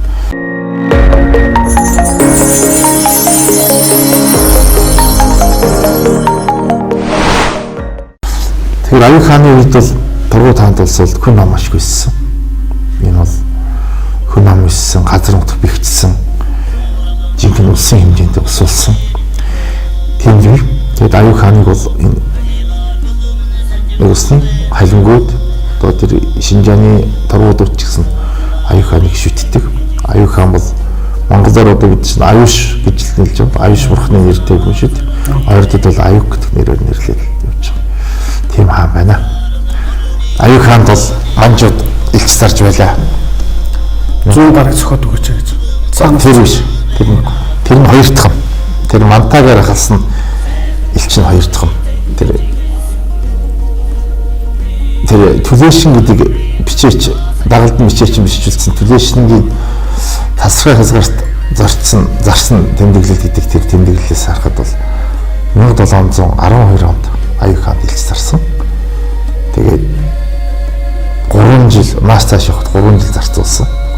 Тэгээд Аюк хаантай уулзсан. Аюк хаан өөрийн сүр хүчийг үзүүлсэн. Манжи ихнэрт маш их өргөн мэдлэгтэй хүн байна. Тэр манжи ихнээс танаа улсад юу болж байна? Тэнд гарч байгаа бослог хөдөлгөөний тухай мэдээг хүртэл мэдж байна. Манжи хааны уг нутг нь хэдэн одоо байгаа нутгаас хэр алсалсан бэ гэж асууж байна тийм. Одоо нэгсэн мөгдөн нотыг Бээжин хотоос гэр зайтай байж асууж штт. Тийм Аюк хааны үед ер нь одоо тэр үеийн одоо Торгууд хаан тулсын нэр сүр маш их хол явсан. Тэгээд Манжин элч ингээд ирэхэд Аюу хааны өргөнд маш газар элчнэр Персийн элч, Түрк хааны элч, Шажин хааны элч, Хасгийн элчнэр ирсэн тэнд. Аюу хаантаа ингээд бараалхаад уулзаад явж байгааг мэдээр харсан шүү дээ түлээшний ил. Тэгэхээр орцууд бол Аюу хаантай гэрээтэй олон дайм байлдан тэгж ордог. Тийм л байсан. Тэгээд Торгуудын хаан ширээнд суусан 6-7 хаан дотор Аюу хаан шиг олон жил суусан хаажаалга. За тэгээд зүүн гар болсон маань Манжуудтай одоо хэдэн үеэрээ тэмцэлж байна. Энэ үед торгуудууд ер нь юу хийж вэ? Ямар оролцоотой байв? Чимээгүй тэндээ байгаад байсан уу? Сонирхолтой асуулт байна. Би 1676 онд нэг том чуулган болсон гэж ярьжсэн тийм ээ. Тэгээд чуулган болоод энэ улс Торгууд улс, зүүн гар улс, хошууд улс дотооддоо асуудлууд шийдсэн шүү. Ялангуяа тэр Хөхнөөрийг эзлэхэд Ойрдын бусад олон аймагуд оролцсон учраас Хөхнөөрийн бүс нутагт тэд нараас эзэмшилтэй байсан. Тэр шар ёгор, хар ёгор, тэр Ганьсүгийн бүс нутагт тэр газар нутгуудыг хошуудад өгсөн бололтой. Зарим нь Галдан бошгт бол шууд хинд өгч байна. Далаа ламд өргөж байна. Яг тийм шиг ингээд тэр дотоод асуудлыг шийдэж байна л да. 1689 онд Цэваруудан Галдан бошгт эсрэг бослого гаргасан. Тэгээд энэ өнөг усны юунаас хойш тэгээд 1689 оны намар хар зэрэг нуруугаар дамжиж Галдан хойноос нь хөөж Цэваруудантай уулзсан юм байна. Тэгээд уулзаад тохиролцсон. Магадгүй зүүн гараа суур хуваагдсан ч гэж магадгүй тэр үед. Галдан эзэмшилд орох Алтамс нутаг Цэваруудагийн мэдлэлдэх порталд төлсөн зүүн гарын хуучин нутаг. Аюу хаанаас энэ сонин байдалд оролцсон байна. Насин Цэваруудантай шууд одоо харилцсан. Цэваруудыг дэмжсэн. Дэмжихэр орох уу, за яг худ үргийн байдлаар охин сэтэрж явдаг охиныг Цэварууданд өгсөн. Түүнээс гадна их хэмжээнд цэргийн хүч хэрэглэсэн. Зүүн гар тэр 15,000 өрх. Тэгээ ачгүй сонджаваараа дамжуулаад явуулсан. Тэр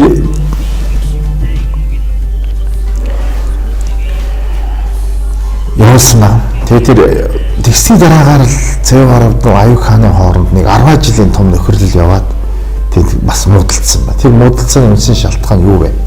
Бас бид энийг үзэх ёстой. Аюу хаан бол зүүн гарын дотоод асуудал хитрхи хүч төрөмгөлж оролцсон байж магадгүй. Өөрийн их шиг. Чи холбоот улсууд ба шүү дээ. Тэрийг бол Цэварууд нь мэдээ талсан зогсоосон баг. Тэгээд Санжавыг баримтлаад одоо буцаагаад Аюу хаанд хүргэж өгсөн. Аюугийн хүн тийм. Яг хоо ихэнх сурвалжид бол хүн ихэнх сурвалж ач гэдэг. Тийм. Тэгээд Санжавыг хүргэж өгсөн. Тэгээд тэрнээс эхлээд энэ Торгууд одоо чиний асуудал чинь Торгууд бас зүүн гараас хүнд ирэх асуудал болж байна л да. 1701 он гэхэд энэ асуудал одоо хүнд ирсэн байна. Санжавыг буцааж хүргээд тэр 15,000 өрх гэдэг чинь их тоо шүү. Нэг өрхийг 4-оор тооцох. 4-оор тооцох 60,000 хүн. Энэ их мэдлэлшүүд маш том тоо. Тэгээд энэ ер нь бол Цэваруудын бол одоо Галдан бошгтыг зүүн гарыг хинхэн дагаад дайнд явж яхад тэр зүүн гар улсыг дахин цэцгэлэлт бол Аюу хааны дэмжлэг маш их нөлөөж байсан. Маш их хэмжээний. 4-оор утгад 60,000 хүн байна шүү дээ. Хойноос нөлөө хүч өгсөн байна. Хүч өгсөн байна. Тэгээд Цэваруудны Торгууд өрхүүдийг хожмын энэ зүүн гарын дотоод хэрэг явдлууд тэр баригдсан янз бүрийн өчиг мэдээлгүүдийг харж байхад бол тэр Торгууд хүмүүсийг ингээд отгот хуваацсан байна. Тараага өөрөөр юм биш. Отгот хуваагаад хуваацсан. Энэ зүүн гар улсын хүн амыг маш их өсгөж өгсөн. Тийм юм байна. Тэр 1755 оны босдохын үед баригдсан одоо баригдахаас өмнө одоо баригдах чинь хилийн харуул баригдсан хүмүүсээс ингээд яхад би бол уг нь Торгууд хүн билээ гэж хэлээд тийм мэдээлүүд их байна. Санжав хараад юм аа гэдэг. Тэр Аюу хааны үйл ажиллагаанд оролцсон. Тэгээд энэ үйл ажиллагаа энэ бол Аюу хааны охин Сэтэржав Сэтрэж Баатнаас бол Лувсан Шунуу гэж алдартай бас том баатар төрсөн. Цэвэр Удангийн хошуу татнаас хөхнүүрийн жоннгоос буулгасан хатнаас гунгаар орон хатнаас бол Алтан цэрэн гэж баатарлах хоёр хүү төрсөн шүү дээ. Энэ хоёр сүлдээ бас эрх мэдлийн төлөө том дайц дотоод. Тэр дайцахад бол бас тургуудад оролцож байна. Тэгэхээр энэ хэсэглээ тэр торгууд зүүн гаргаж гусал 1701 оноос одоо юу яаж холдож байна. Тэрний нэг илэрлэл нь бол тэр Өвшаан Аюу хааны дүү Назуу намуудын хүү Арвжир 1701 оноос өмнө төвдөд мөрөлгээр эрэхтэй зүүн гарын нутгаар дамжаад төвдөд яваад буцаад явах гэсэн чинь зүүн гарын нутаг хаагдсан.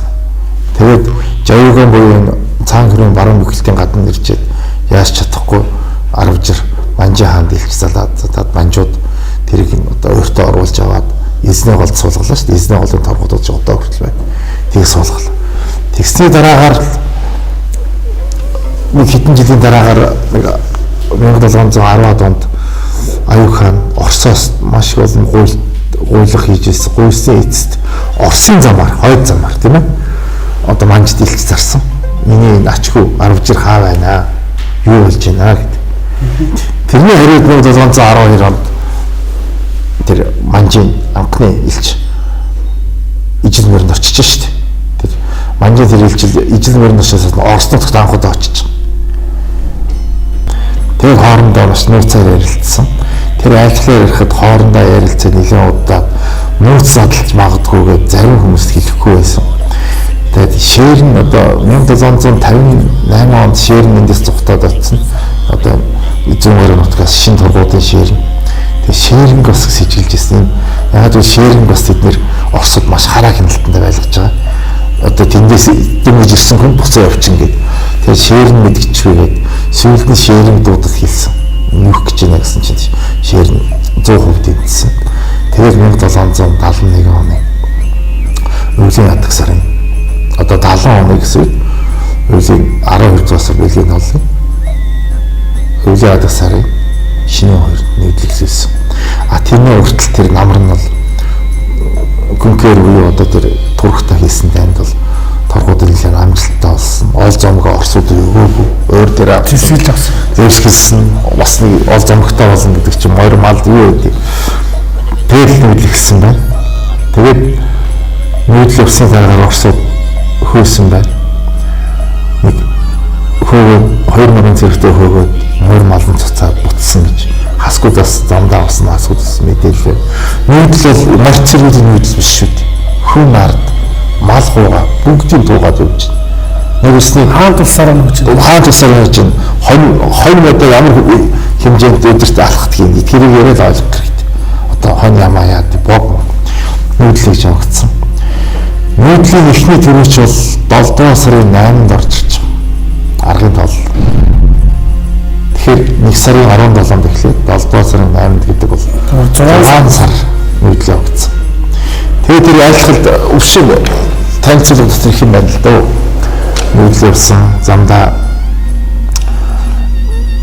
сан хоёр хуваагдсан. Шээрингийн толгойлсон санал бол тэр балхааш нуурын хойгор нэргээд тархтаа нуур орж ирэх хэвээр санал байсан. Тэгэхээр тэнд хасгуудын довтлохонд өртөгч магадгүйгээд нөгөө замыг сонгосон. Нөгөө замыг сонгоод маш орж ирсэн.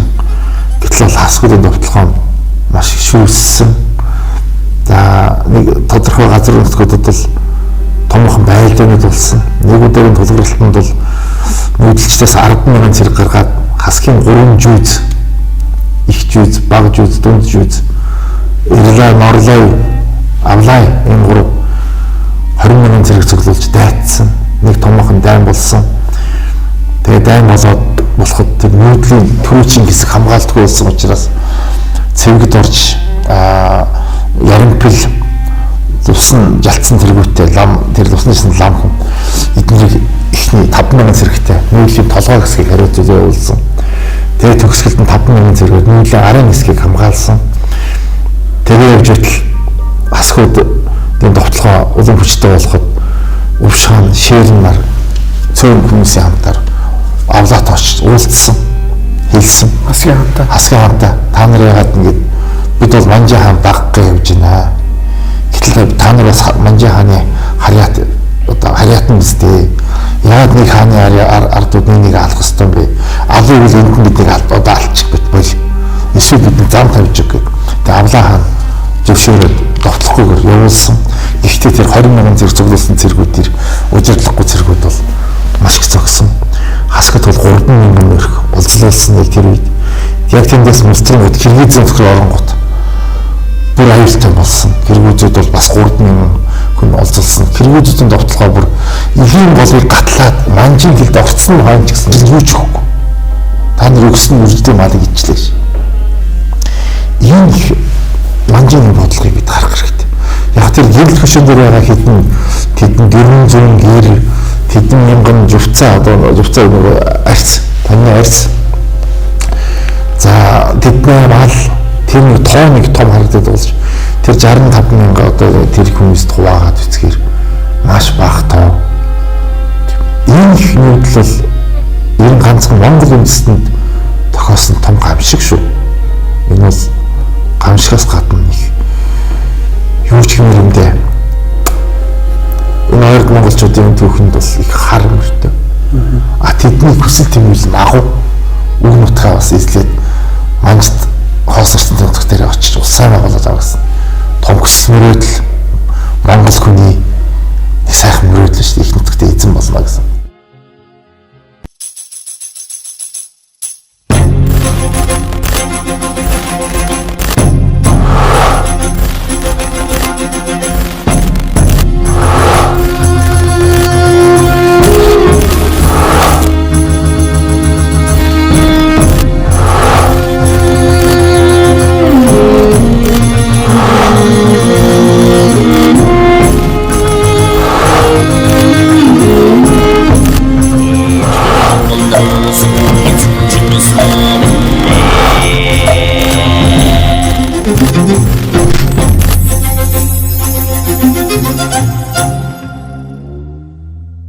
Торгуудын уршаан тэргүүтэй торгуудын их нүүдэл эхлэхээс өмнө ижил бүрээс наашаа нүүхээс өмнө Орсын Екатерин хатан хаанд торгуудад нүүх гэдэг наа гэдэг бас захиад нүд очижсэн дундаас нь тийм.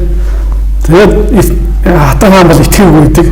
Тэгээ Орсын түүхчд энэ яагаад итгэв юм бэ гэсэн чинь эдний их нүүдэл гэдэг нь хүний санаанд оромгүй хүний хэр орны хүн гэдэг итгэнгүү тийм үйл явдлыг одоо эхлүүлсэн гэж ярьдаг. Энэ бас энэ багт тийм хөлтэй дахиад хол буцаад нүүн ерөөс тэднэрт тэр сууршуул ард ирэх хүмүүс ойлгохгүй шүү дээ. Ойлгохгүй. Тэр Астраханы губернатор тэр битгий их алдаа байсан л да. Сүүлд том арга хэмжээ авахулсан. Тэр итгэв нүүдэлд бүр тэр Жамин гэдэг нь оюун өвчтэй хүмүүс байсан байхгүй юу? Өвчийн харьяатууд Жамин болон гогон тэдний хөөгүүдэд ингээд Жамины харьяатууд булаагдсан. Тэгээд яхан өшөөнзөнгийн байдлаар тэр мэдээлэл өгөөд байсан. Тэгэхэд итгэв. Тэгэхээр энэ техниктэй. Тэгээд тэр айлтгалууд их сонио. Тэр ганцхан айлтгалыг яриад орхисон шүү. Тэр бусад айлтгал дээр маш их олон мэдээлэл байна. Тэгээд бид нар Манжаас нь орчуулад хэвлэн гаргаж ирлээ л да. Энийг 253 баримт бид нэг орчуулад нэг ном болгоод зөвхөн тэр нүүдлийн түүхтэй шинхэн 40 баримтаас устна 200 гаруй тийм толгойтой баримтууд. Тэгээд 72 оны 1972 оны 4 сарын үед дахиад торгууд ноёдуудыг цуглуулад бахан ухуулж Манжийн төр гэж юм учиртай юм хатуу дөрөнтэй ойлгуулад байна л да. Тэгээд ингээд юм ярьж хагаад тэгж байна.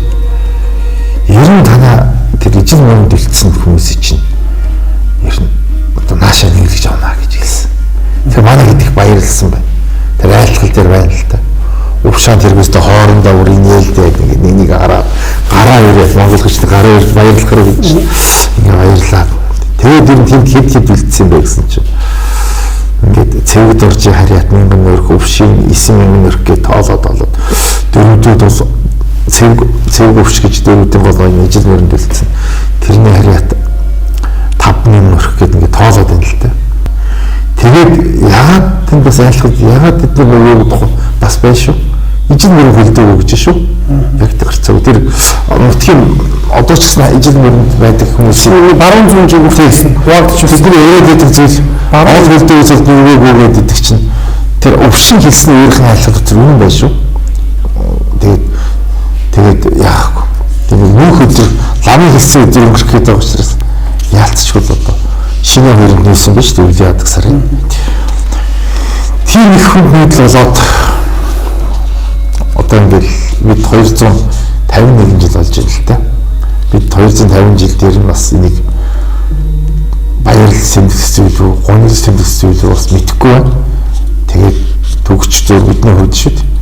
Одоо бид ийм байна гэж хэлээд яачих юм бол энэ үлдсэн арт юм бас янз янзаар бодно шүү дээ тий. Одоо юу гэдэг баярлдаг ч юм уу гэдэг чинь. Ямар ч хэлсэн энэ бол түүхэндээ бол их л улмаар үлдээсэн том байна. Тэгээд одоо ярен дотор хасаг Киргиз гэдэл баах ярьлаа. Тэр улс төрийн төв шүү дээ. Өнөөдөр бид нэр заавал өнөөдөр байгаа хасгийг буруутгаад ч юм уу тийм үү? Киргиз буруутгах зүйл биш. Тэрийн нийгмийн харилцаа нэг ойлгох чадвар тэр түүхч мэдхэр эргээ шүүж чадахгүй учраас энийг бас сонсогчд байна. Ихтэй ойлгож ойлгох хэрэгтэй. За та манай подкаст түүхийн нэвтрүүлэгт 2 дахь удаа оролцож байна. Манай нэвтрүүлгийн сүүлийн асуулт бол бид хэм бэ? 2 дахь удаа оролцож байгаа учраас торгуудууд гэх юм бэ гэж асууя. За одоо би ихэнд нь бас ярьсан торгууд 2 дахь асуулт болсон яри. Торгууд төм бол дөрвөн ойрдын их салшгүй гэсэн. Нөгөө ойрдынхаа бусад одоо торгууд ноёдууд ойрдынхаа бусад угсаа залгамжил та хот ургийн гүн барилах та тийм ээ ингээл холигддаг л байна л та гүн барилах та нэгнээс охин бэр буулгам инжинд тодорхой хүмүүс ирнэ тэр нь бас л торгуудын харьяат болно торгууд нь нөгөө аймагт очно ингээл шилжил явагдчихл байдаг ойрд монголчуудын одоо үлдсэн их гол ноён нуруу тулгуур юм байна одоо ойрдууд бол 5 газар байна Монгол улсын ойрдууд гэдэг угсаатны 11 бэлэг тийм ээ энэ дотор торгуудад байж лээ Монгол улсын намын 9% ойрдууд байна тэр дотор торгуудад тодорхой байна одоо Ховд аймгийн Булгансан Бангийн Бэлэн Тайжин гэдэг 3 хошуу хошуудын нэг жижиг хошуу гэдэг 4 хошууны Ховд аймгийн Булгансан болдог л доо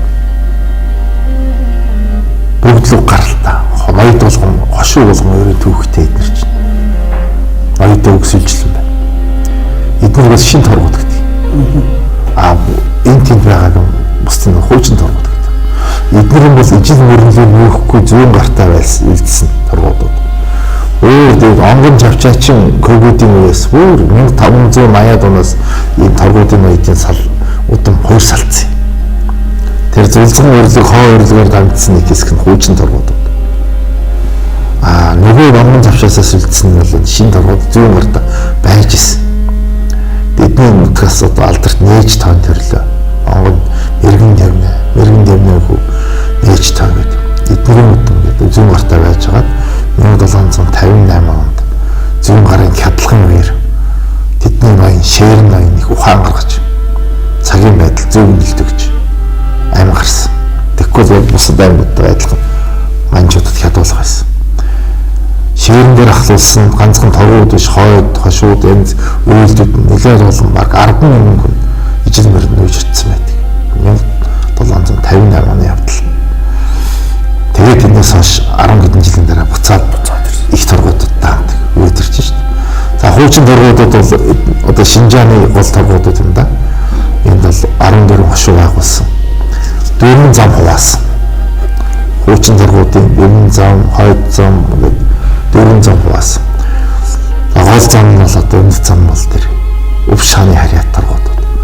Өв шаан ирээд дахиад хошуудын баярлах гэдэг ноёны охиныг авсан их хатнаас урсан учраас тэндээс төрсэн хүн бол Цэрэн Дундаг гэдэг. Цэрэн Дундаг нь бол өв шааныг залгамжилсан. Товхон статус залгамжилсан. Тэгээ одоо тэдний харьяатууд 50 сум торгуудад харсарын торгууд ширлэгдээ зулцсан торгууд гэдэг. Шинжээний гол цэм. За хойдолд нь бол хар усны торгууд гэж байна. Тэр бамбарын торгуудууд байна. Момтын торгууд, жингийн торгууд гэж байна. Хог сэрийн торгууд, цэвэг доржийн торгуудад тийм байд. Ингээд дөрвөн зам хуваасан торгуудад. Одоо Шинжээнд байгаа 180 мянган ойр дүнтүүдийн 150 мянган торгуудуудыг хойцсон. Тэгэхээр амьд үлдсэн байна.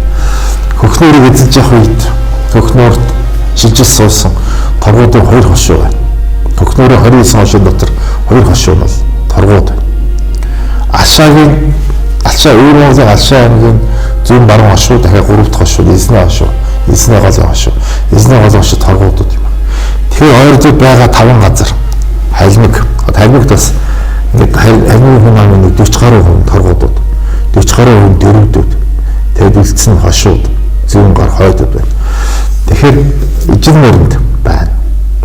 Монгол Улсын баруун хязгаарт байна. Шинжаанд байна. Хөхнөөрт байгаа ойрдод дотор нэг хэсэг торгууд байна. Алшаа ойрдод дотор Эзний голоор 5 газрын ойрдын бис дотор 5,000 торгууд байж л. Ингээд нөгөө бусдын аймагтай зэрэгцээ. Ялангуяа Шинжаан халимаг хувьд бол гол моён нуруу болоод байж. Нэг юм эртний төвхтэй артсан байна. Одоо бол энэ сайхан эртний төвхтэй торгууд юм байна. Хүн ам өсгөөд эдний торгуудууд бол хамгийн том алдартай соёл, жангар төлөв соёлыг биедээ тээж авчирсан арт юм. Энэ соёлд эзэн болоод эсхүү үгдийн тэр том хүсэл мөрөөдөл байна. Тэр Европ руу очиж шин газар эзэмсэж тийм ээ.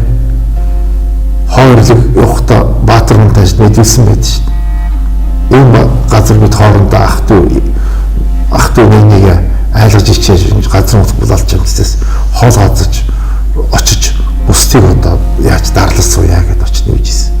Хойрлог тэгжсэн бол 140 жилээр өв шаан бол зүүн гар усах гэдэг та тэр эцэг үүдийн сайхан нутгийг эзэнтэй болгоё эргүүлээд авъя манжтай дайтаа гэдэг ийм том хүсэл мөрөөдөлд артсан байна шүү дээ. Тэгэхээр энэ торгуудын туулсан замнал, туулж өгсөн замнал биетэн маш тийм хүчрхэг дайчин, зан чанар, шудрагуу байдал, өөрөөгөө авч явах зан чанар тийм сайхан чанар үлдээсэн. Чи таньдаг бол бас тийм торгууд найз нөхөд байдаг бол тиймэрхүү дайчин чанартай хүмүүс байдаг шүү дээ. Тэгээд ийм сайхан гарт юм байна. Эхний асуулт нь би гэж хариулъя. Хоёр дахь асуулт. Бид хэмбэ хөлөө бид энэ хэр ярьж. Бид бол нийтлэлчин гарт юм. Их өргөнүүд нутагт нийтлэлч төч өргөнүүд нутгийг эзэмсэж суудаг. Бидний амьдрал ахуй малайж явах учраас эртнээс хойш бид Евразийн маш өргөнүүд нутагт сууж ирсэн. Бүгдээрээ эзэн багч Чингис хааны л Харьяат аймагуудын хөгөр хойчсон. Салдуур сал. Түүхийн янз бүрийн хугацаанд зүүн гар улс байна уу, торгууд улс байна уу гэд хошууд улс тийм ээ ингээд улс улсаа байгуулаад явсан ч гэсэн нэг л хэлээр ярьдаг. Нэг соёлтой тийм артсан байна шүү. Тэгэхээр бид нэр ингээд энэ одоо зөвхөн торгуудын тэр зовлон биш. Тэр нүүдлийн гашуун түүх бол бүх монголчуудын зовлон. Гэдэг нэгэн зөвлөл бидний л туулж ирсэн зовлон байна шүү. Тэр буруу хэцүү одоо тэр зовлонтой мөн бид нар аз жаргал болгож хөнгөж байгаа л арт юм шүү дээ. Тэр хүн аваа дахиад өсгөж чинь тийм ээ. Тэр орон зайгаа дахин хийж юм. Энэ их нүүдлийн түүх ярьж явах хэвээр. Ярьж иж бид нэр Евразийн мэс нутагт ямар том зай эзэлж исэн арт юм бэ гэдгээ бид нэр тонхоглон зарлаад бичиж хойж үед бусад овг аймаг улс аймагт мэдүүлж явах хэвээр. Бидний нүүдлээс маш их малдаж хүн ардааш алдсан байна, газар нутгаач алдсан байна шүү дээ. Тэр нутгийн ижил мөрний баруун эргийн тэр их сайхан эзгүүрсэн тэр их том нутаг дээр тэгэл бусад үндэс